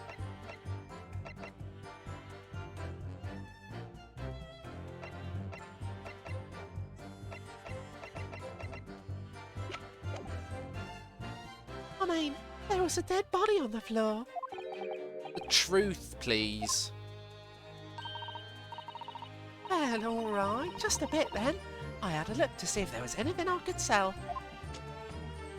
So I did give the place a once-over, but it was nothing to write home about. Right, now, I hesitate to ask, but you didn't move the notice board by any chance, did you? Oh, please, as if I would touch anything like that. Just a few bits of loose change is all I had. The truth, please. Well, alright then. I thought there might be something worth having underneath it. So I blasted the flipping thing. Sorry, flipped the blasted thing. You're telling us that you did move that board? I think that did slip out, didn't it? What? You daft bumper! I don't believe it. Girl doesn't think. So, did you find anything then? Something that you might have taken, perhaps, to sell? Oh, please. I should be so lucky. The truth now! I might have found this old pocket watch under the notice board, I suppose. But a bit of junk like this can't be worth much if you ask. Ah! So it was you, was it? You're the one who took it. Dina? Young lady, may I remind you where you are? That watch there. That was a present to Inspector Gregson from the yard for big case he solved 10 years ago. The Professor case, no doubt. The boss used to wind it up every evening without fail when he was waiting for his grub to come at the pub. I see. I swiped it off him once and blimey he was upset. He gave me a right earful. He said he hadn't missed a day in the last 10 years, polishing it and winding it. It meant the world to him, that watch did. Possibly not the best thing to go diving for then. It's not what you think, though. I took it from Jabez that night to ask how much it was worth, but the old dealer wouldn't touch it. Wouldn't give me a penny for it. Said it wasn't working. Knocked about and worthless, he called it. Oh, I knew I should have lifted it. Shut the fuck up. That watch must be submitted as evidence at once. Oh, please. Just so long as you promise to give it back when we're done. Not a chance. I'd swipe it from you to try... Not a chance. I'd swipe it from you if you tried to get your grubby mitts on it again. That's enough. Hand the watch to the bailiff forthwith. Now, children. What's your manners? Good Lord! This glass appears to be broken. The classic thing where the pocket watch tells us the time of death. Da da da da da da. Da da da da da da da da da.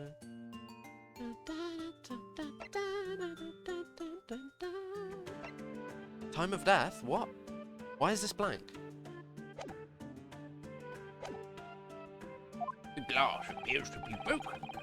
More than likely, it shattered when the inspector was shot.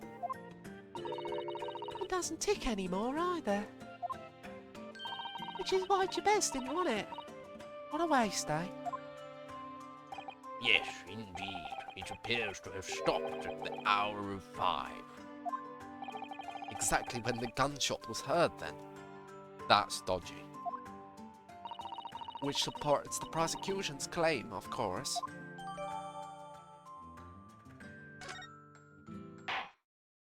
Well, it would appear that the mystery of the moving notice board has been solved, at least.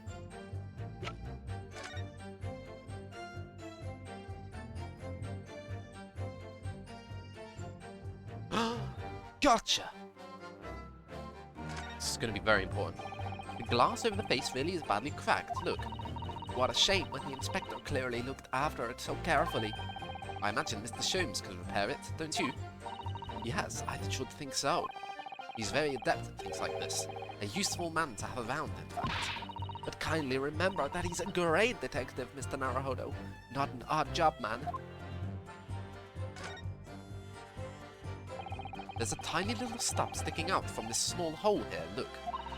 I suppose there must have been a little knob or something on that for setting the time. In that case, seeing as we know the inspector took such good care of this watch, it's probably broke when the incident occurred, didn't it? Yes, of course. Which could mean that there's a small part of the watch still at the scene, maybe.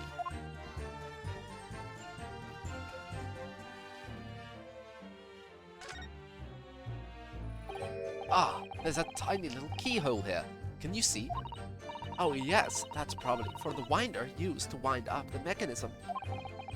It looks a little unusual, don't you think? Yes, you need just the right key to wind it, I imagine. Why do I feel as though I've seen something? Something a bit like a key that's about the right size to fit in this hole. It would be wonderful if we had the key. Let's check carefully over what we've already found.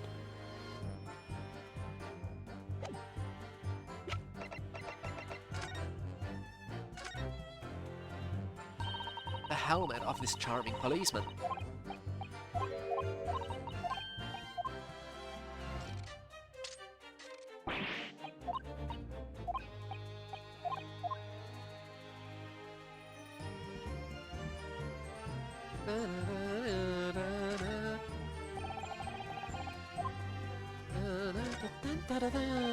Mr. Sato, do you think perhaps this key could be the key for Inspector Gregson's watch? Oh, yes, it could be. Let's try it at once. There is not a moment to lose.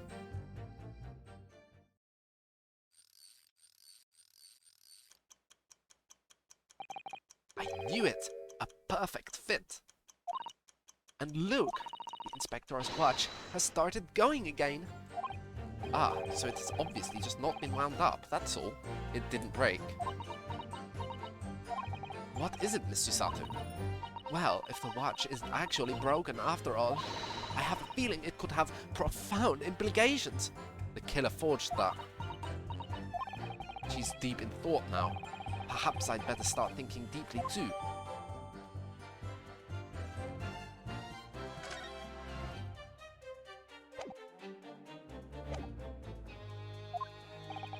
And as predicted, it has very little bearing on the case. Now then, continue with your cross-examination, please, counsel.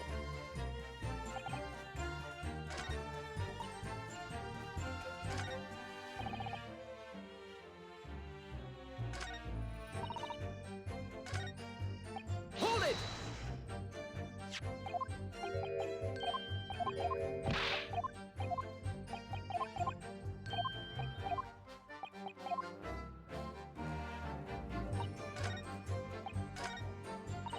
Hold it! You certainly know how to lie. Oh, it was nothing, really. Just a little... No. It was just a little porky. With not so little implications. Did you know? Everything in the world apart from the truth is a big fat lie. If you believe that, of course. I'm lost. As am I. This desecration of the truth is really rather disturbing. I think perhaps we should move on to the next witness, Hold it!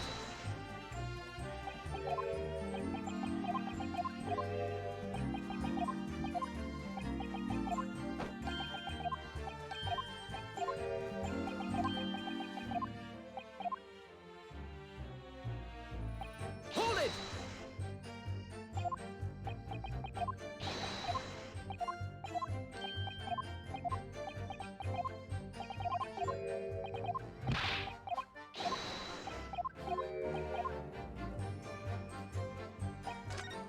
I think it's going to just be present on that last statement.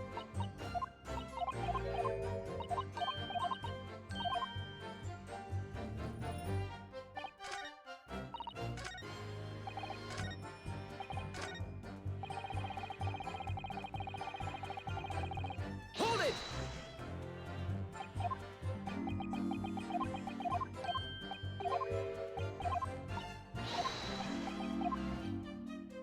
Okay, I'm just going to do it because there's nothing else in the presses.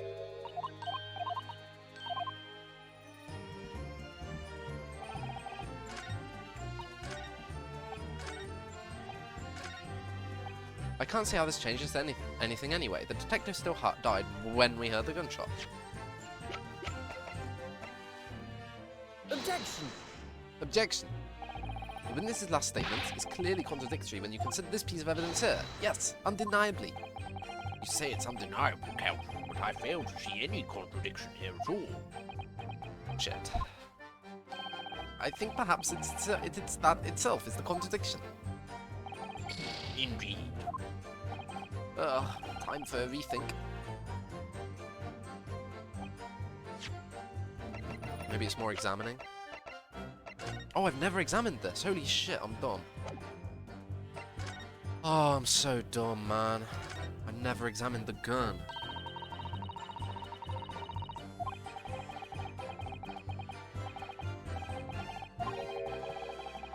It's not letting me skip it. Big rip. I hope it doesn't fall off in the end.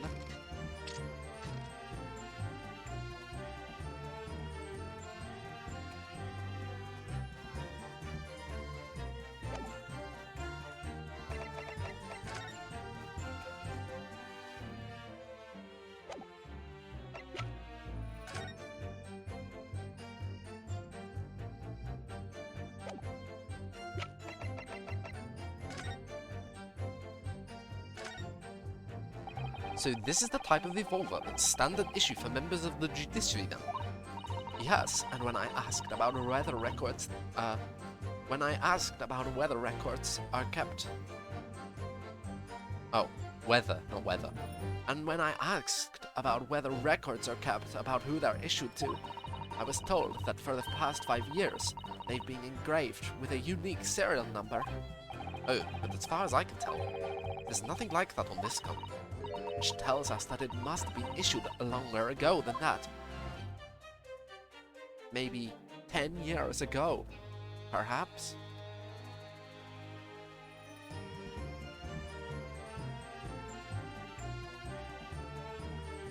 That it? I thought that was going to be it. You're telling me that there's nothing suspicious about this gun, not even the number of bullets in the chamber? Or the end of the barrel?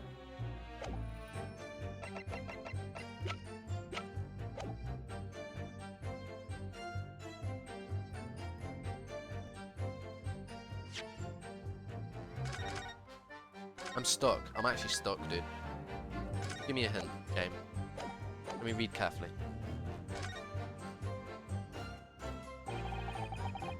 Not much to go on, as you pointed out. Notice board was moved.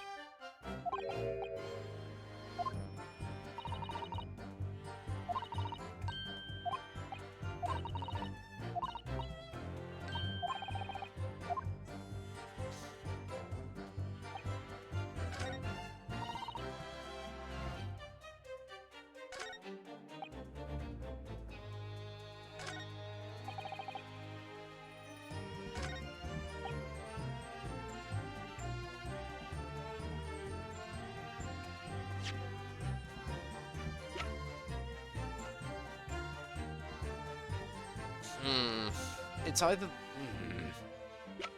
You're telling me there's nothing else on this watch? We literally just got this piece of evidence. We must have got it for a reason.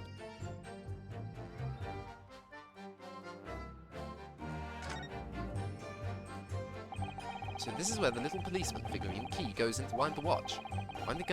Winding it up every single day for 10 years without fail. Yes, it was obviously a thing of great importance to the inspector. A reminder for the past, lest he forget.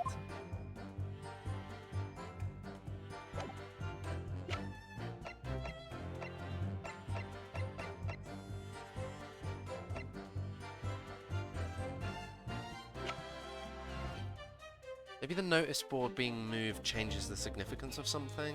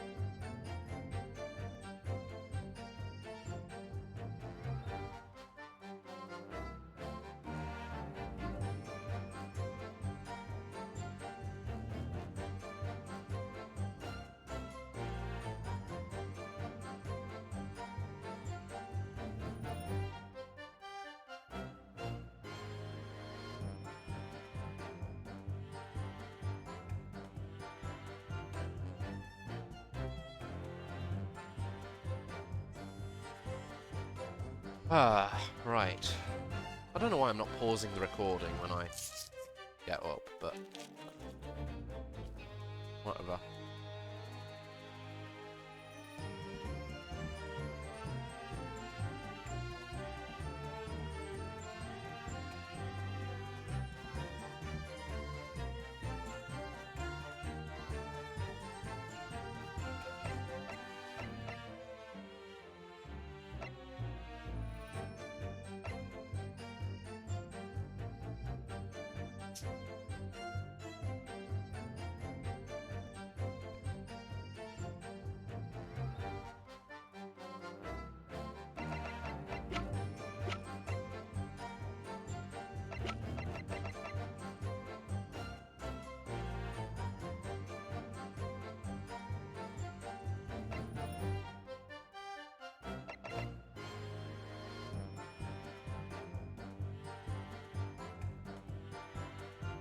Maybe Mr. Vigil is the Reaper.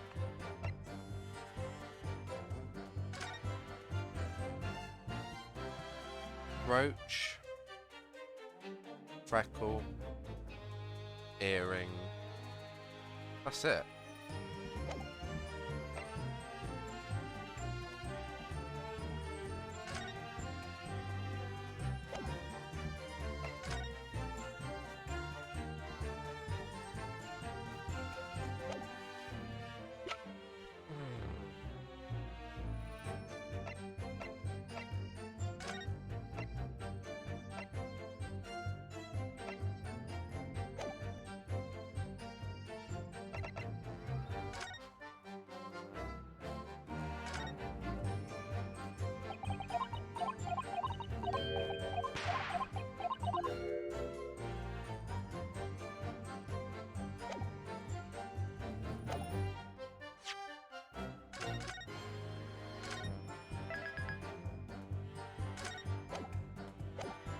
This is...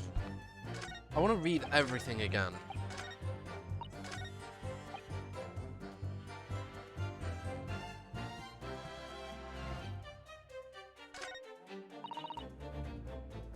Hold it!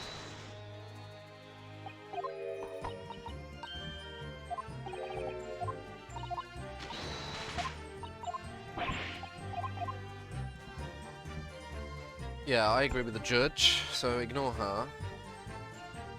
Hold it!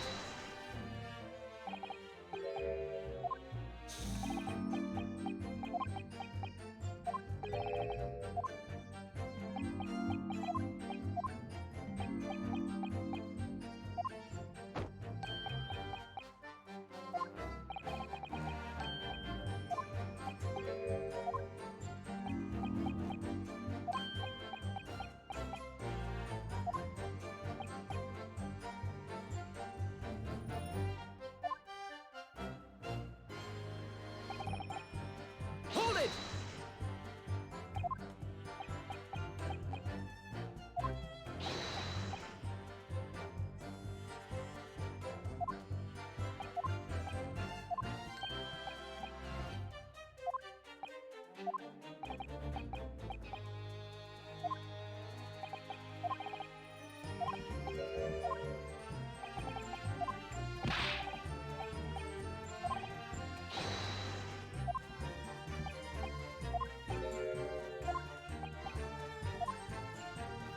Right. It has to be the last statement, it's the only one that makes sense. And it's gone from my record that I definitely presented what I think I did, didn't it? Isn't it? Yeah.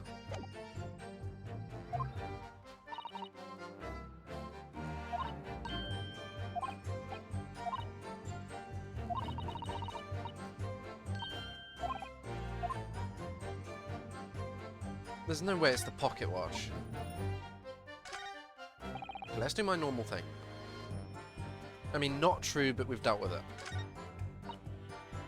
True. Nothing bug, like this is related to the sign still. Related to the sign still. This is the only statement that's not related to the sign directly. Read it again. Hold it! It was 5 o'clock in the afternoon that you all heard the loud bang, wasn't it? Maybe the notice board fell over, maybe it didn't. Maybe it fell over, maybe I fell over, maybe I didn't.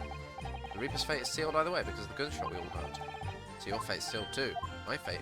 That's right. The defense is fated to lose. The prosecution to win. It all hinges on one single gunshot.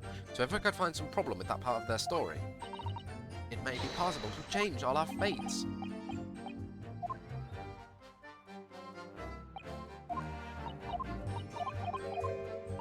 I'm gonna present it again just to check that I didn't fuck up, and I'll do the save scum. I'll save scum on that one thing.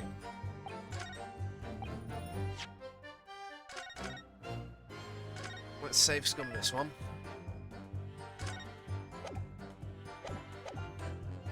I'm pretty sure I did all of this already though.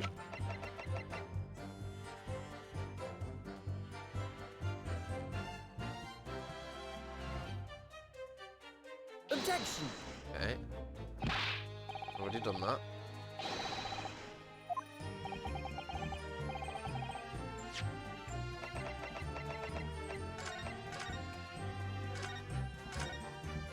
Save scum that one. I'm not gonna save scum now. Okay, let's read the evidence. No.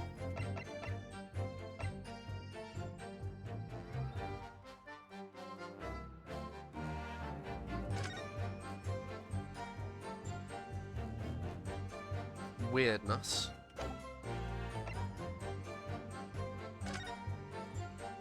Not relevant.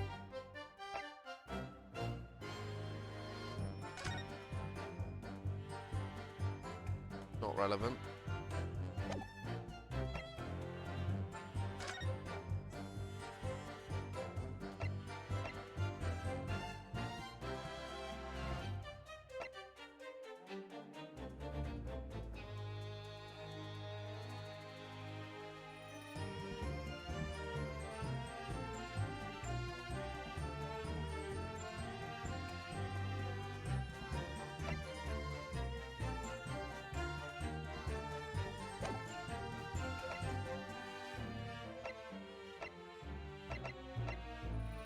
The detective still died when we heard the gunshot. I need to say otherwise.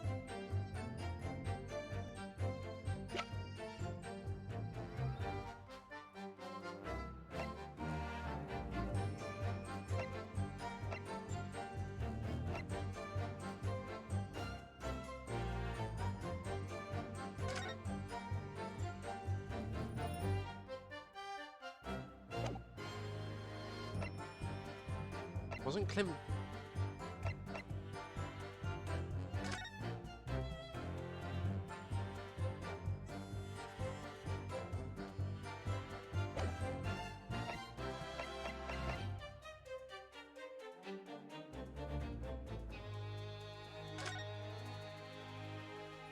Final death isn't given.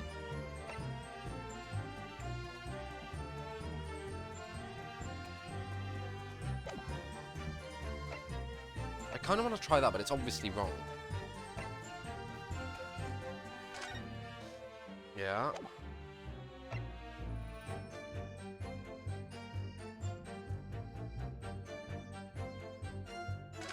Let's examine this again now that we know more. Oh! Oh!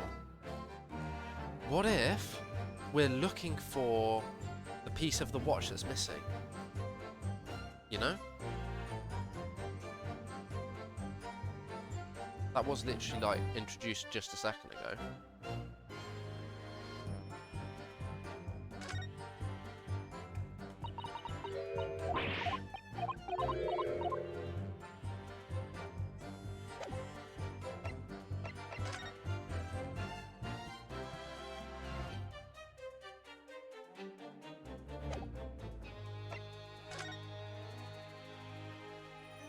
I can't see anything related to the pocket watch in this image, or the key to the pocket watch.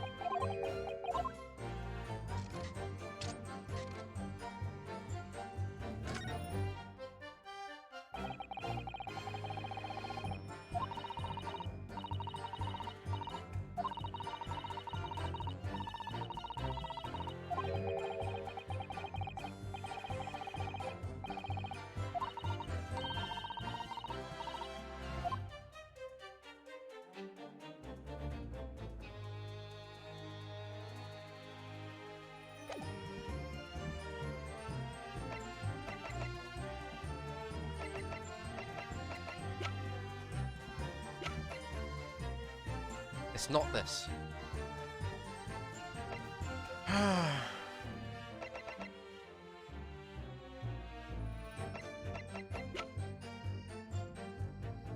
When did they hear the gunshot again? I don't know. I have to try this. Because it's new. Right? And then otherwise, like, it just makes sense in terms of the logic of the game, right? It's a bit cheaty to think like that, but...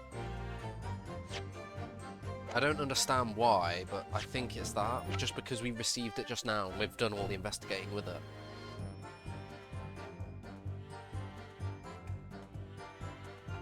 Objection! Objection!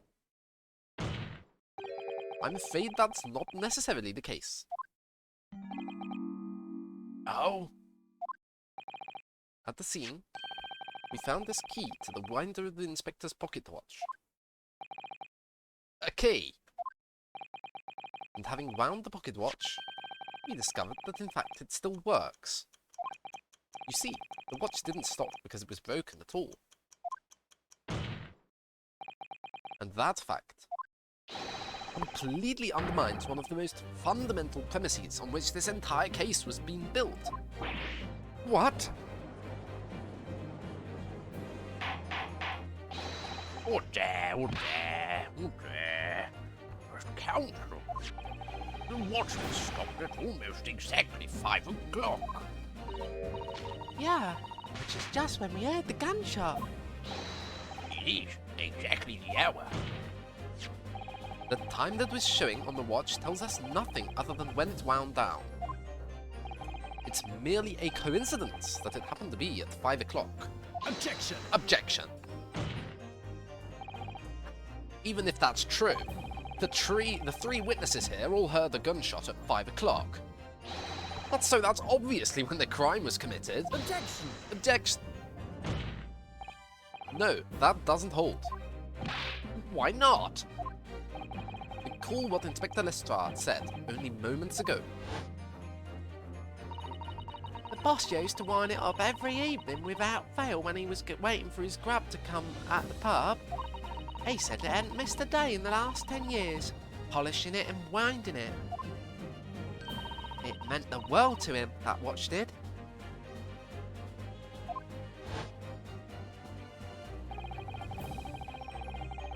The victim was in the habit of winding his watch once a day, in the evening. We can reasonably assume, therefore, that he wound the timepiece on the evening before he died as well. Yes, that would be entirely reasonable.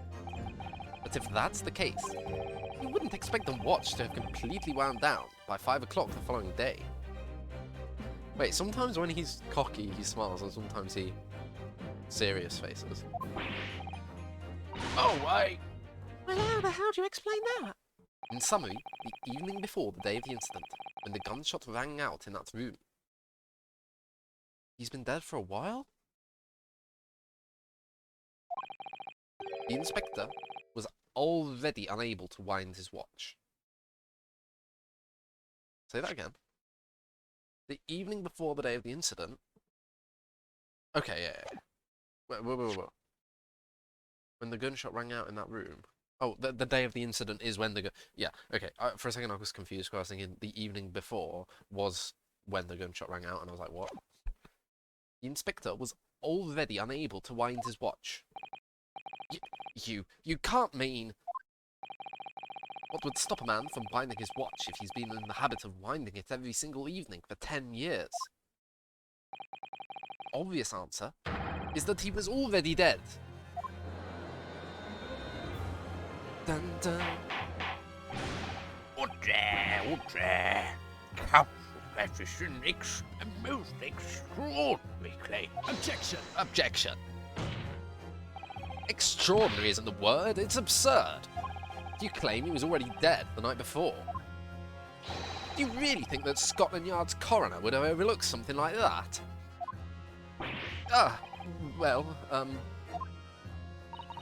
On that subject, there is something rather surprising. There's actually an omission in the coroner's report. The time of death is not noted. Ah, that's right. Wait a minute. You're forgetting that my legs went from under me when I kicked the door in. What do you mean? Like I said, I planted my hand in a great, dirty great pool of blood. Yes, so the victim's blood hadn't dried. It was fresh. He catches on fast, doesn't he? Objection! Objection! But that blood could be explained in any number of ways. It could have been put there afterwards. Some fresh blood could have been poured over the victim's body and... Objection! Does my learned friend think that fresh blood is available on every street corner? Well, it needn't necessarily have been human blood, of course. We've been told previously that Scotland Yard has no way to identify blood as human. The problem is currently being researched. At present, you are correct. It is beyond our abilities. So then, a chicken's blood could have been used, for example. It's certainly a possibility that it wasn't in the inspector's blood. That wasn't the inspector's blood at all. Objection! Objection! But the gunshot was heard at 5 o'clock that afternoon. That's beyond question. Is it, though? What? Given that the time of death of the victim has already been called into question, it isn't beyond the realms of possibility that what these witnesses heard wasn't a gunshot at all. See, he's got frowny face while being cocky. Wasn't a gunshot at all. Oh, please, what are you trying to say? It's like know what we heard, and it was a loud bang that came from that there room. Now you listen to me. A street seller's ears are his livelihood. I don't doubt your ears, sir, but all you can state with certainty is that you heard a noise. Hey? Explain yourself then, Counsel. A noise that sounds like a gunshot could have been made with... Take that! Take that! Something like this. The culprit could have set one of these to fake a gunshot. Good gracious, the very fireworks that are sold by the witness. No, wait, no, hold on a minute. Are you saying that I did it?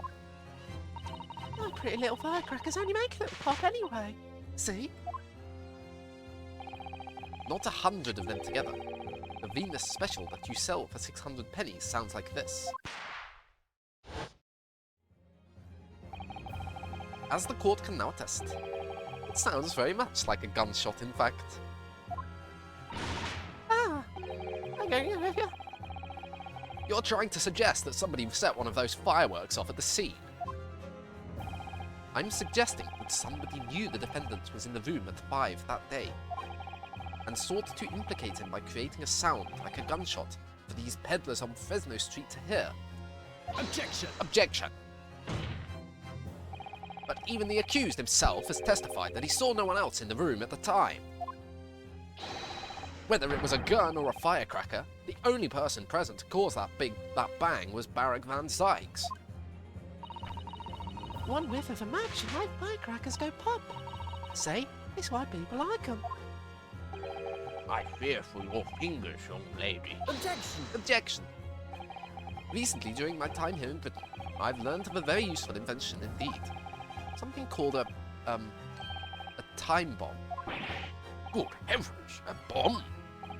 Yes, a device that allows you to blow up whatever you like, whenever you like. Mr. Naruhodo, I worry that your unfortunate phrasing there may lead to another international incident. No, wait. It's the whenever you like part that's important. A timed device. Yes, exactly. A timed device. Something of that nature could have been planted at the scene. A device that was able to produce the sound of a gunshot long after the culprit had left. Your extravagant claim will have to be substantiated with evidence, Counsel. What proof do you have to suggest in any way?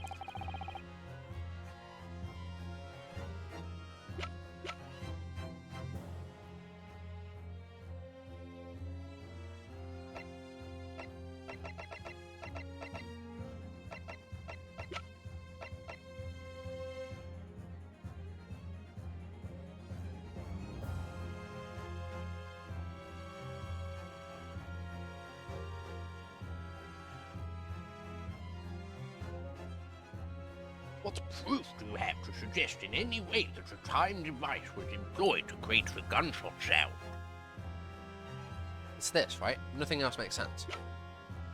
The candle was the timer. I guess... I'm trying to think, right? I bet you the candles were like this tall, so that it would take a day to burn to here and blow up the firecracker. Take that! As the court has already discussed, the tip of one of these candles in this candelabrum has been blown off. Indeed, because it was struck by the bullet, which presumably passed through the victim. I don't think that's possible, my lord. Not possible. Why? Because of the scorching. There are gunpowder scorch marks clearly visible on the broken candle. There are? Goodness, yes. But is it not the case that there were also scorching on the victim around the bullet entry wound? That's right, there was. But as we heard earlier, scorching like that only occurs when the target is at a very close range, a matter of centimeters from the gun. Ah, Which means that the scorching on the candle can't possibly be the result of a gunshot. You're suggesting it came from the fireworks? How can that be, hey? Oh, how could that be, hey? The fact that there's such visible scorching on the candle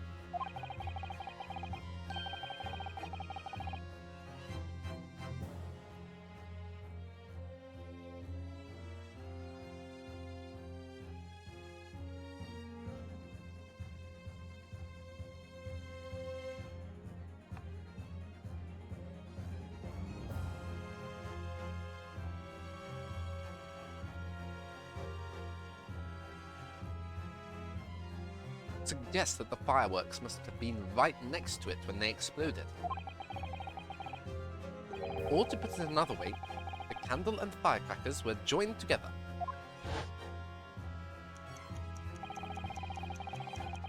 The culprit somehow attached the firecrackers to a point partway down the candle. After the killer had left the scene, the candle slowly burned down along with the other two. How could it be timed such that it goes off when Van Zykes arrives? It's ridiculous. Unless Strongheart, say, ordered him to go at that time. Until eventually it ignited the fuse of the firecrackers, generating a loud bang.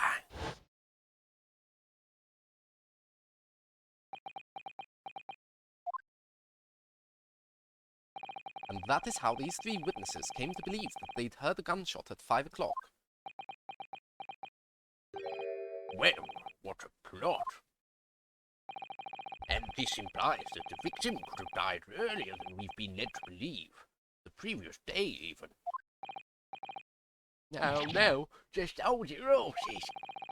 All who's lot here saw the victim going in the building, remember? Yeah.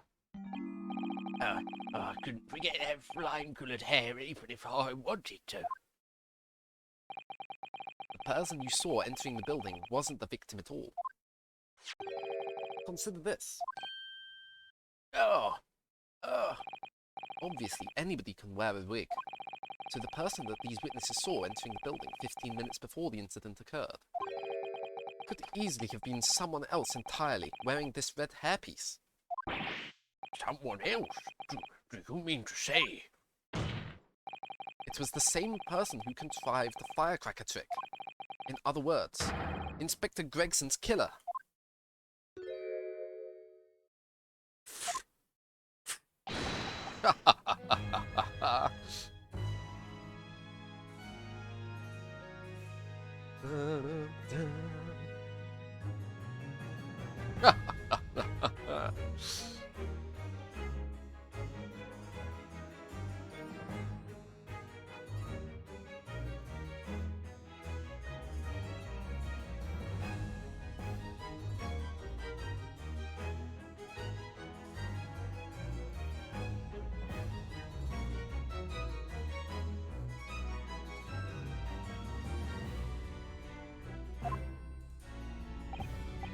Oh, very impressive, Ryunosuke Naruhodo.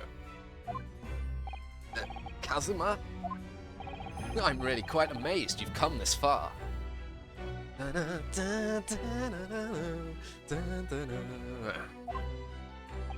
But after all, wasn't I the one who told you that you had all the makings of a great defense lawyer? I also noted the lack of time of death in this report, a stark omission.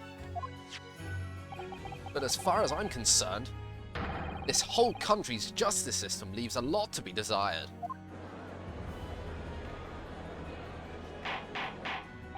Order, order, order. Prosecutor Asoki, what on earth do you mean by that statement? I hear that many of the leading members of Britain's judiciary are present to observe this trial today. So we cannot allow even the slightest doubt to be overlooked. The defence's assertion about the time of death based on the victim's stopped watch is just conjecture. But, while the possibility exists that my learned friend may be correct, we have a duty to explore it. Well, certainly. I would agree with you. And what immediately comes to mind is, of course, what was Inspector Gregson doing, and where did he go on the day before the incident? Do you know? The inspector always carried out his investigative work alone. His movements were treated as confidential within Scotland Yard. Even within the yard. However, considering the evidence we've been presented with so far, I'd say it's fairly apparent what case the man was pursuing, wouldn't you, my learned friend? I do have a feeling about what case he might have been investigating. Yes, I agree. Surely. My lord, the defense believes it can explain to the court the case that was being investigated by Inspector Gregson at the time of his death. Very well, counsel. Present your argument to the court. What evidence is suggestive of the case being investigated by the inspector on the day prior to the incident?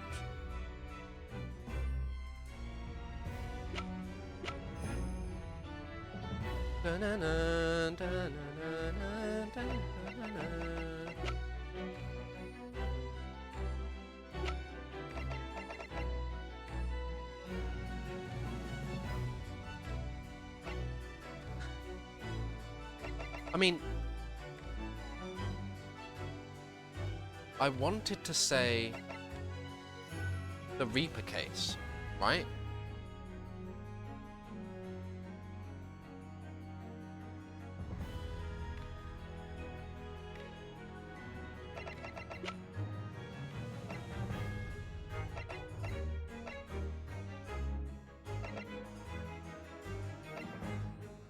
It's either the Red-Headed League, which seems too little for him, or it's the Reaper case.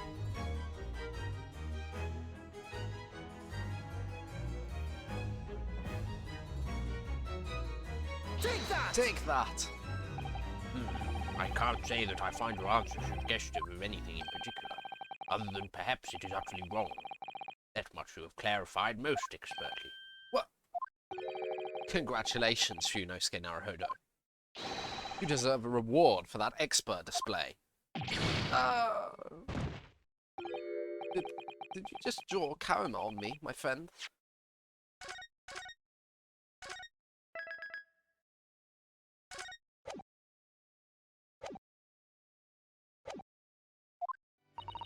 I think, Mr. Naruhodo, that there's one particular piece of evidence that really does stand out in showing what case Inspector Gregson was investigating. What? I have the answer now. Very well, counsel.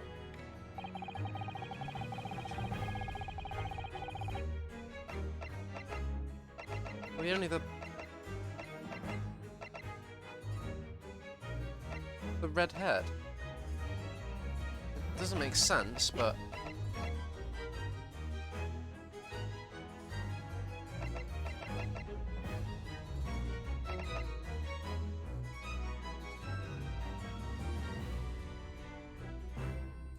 This is dumb. Take that! Take that! I believe this red hairpiece points to the answer. Is it really that important of a case?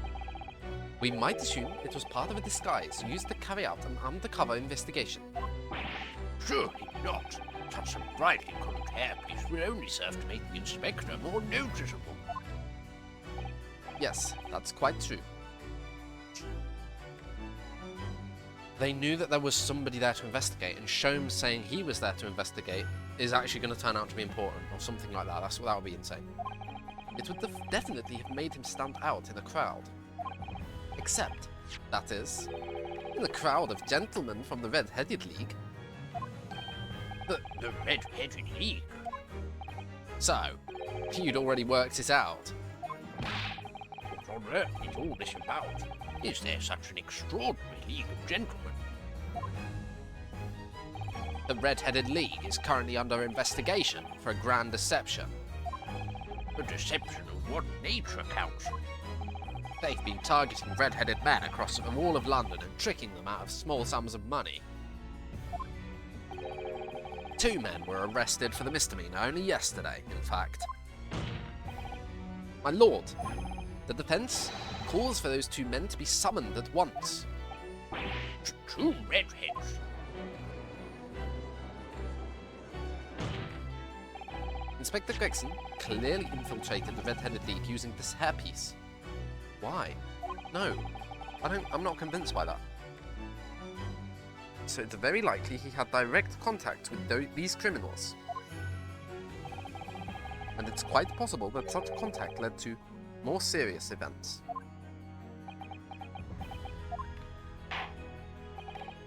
I concur that we cannot in good conscience leave this new avenue unexplored. Well done, Mr. Naruhodo. Well, it's another possible line of inquiry for us at least. Prosecution will make immediate arrangements for their charged men to appear. Bring these 2 red-headed league conspirators before me, Prosecutor Isoki. At once, my lord. Very good. We have a 30-minute recess. Court is adjourned. I'm leaving it there.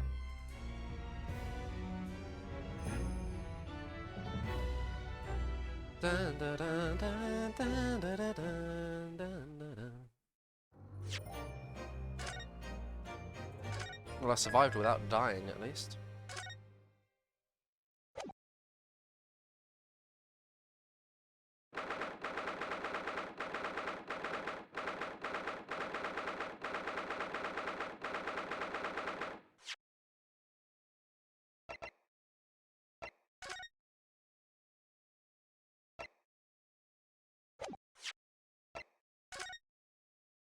Bloody hell. Alright, that's it. Bye-bye.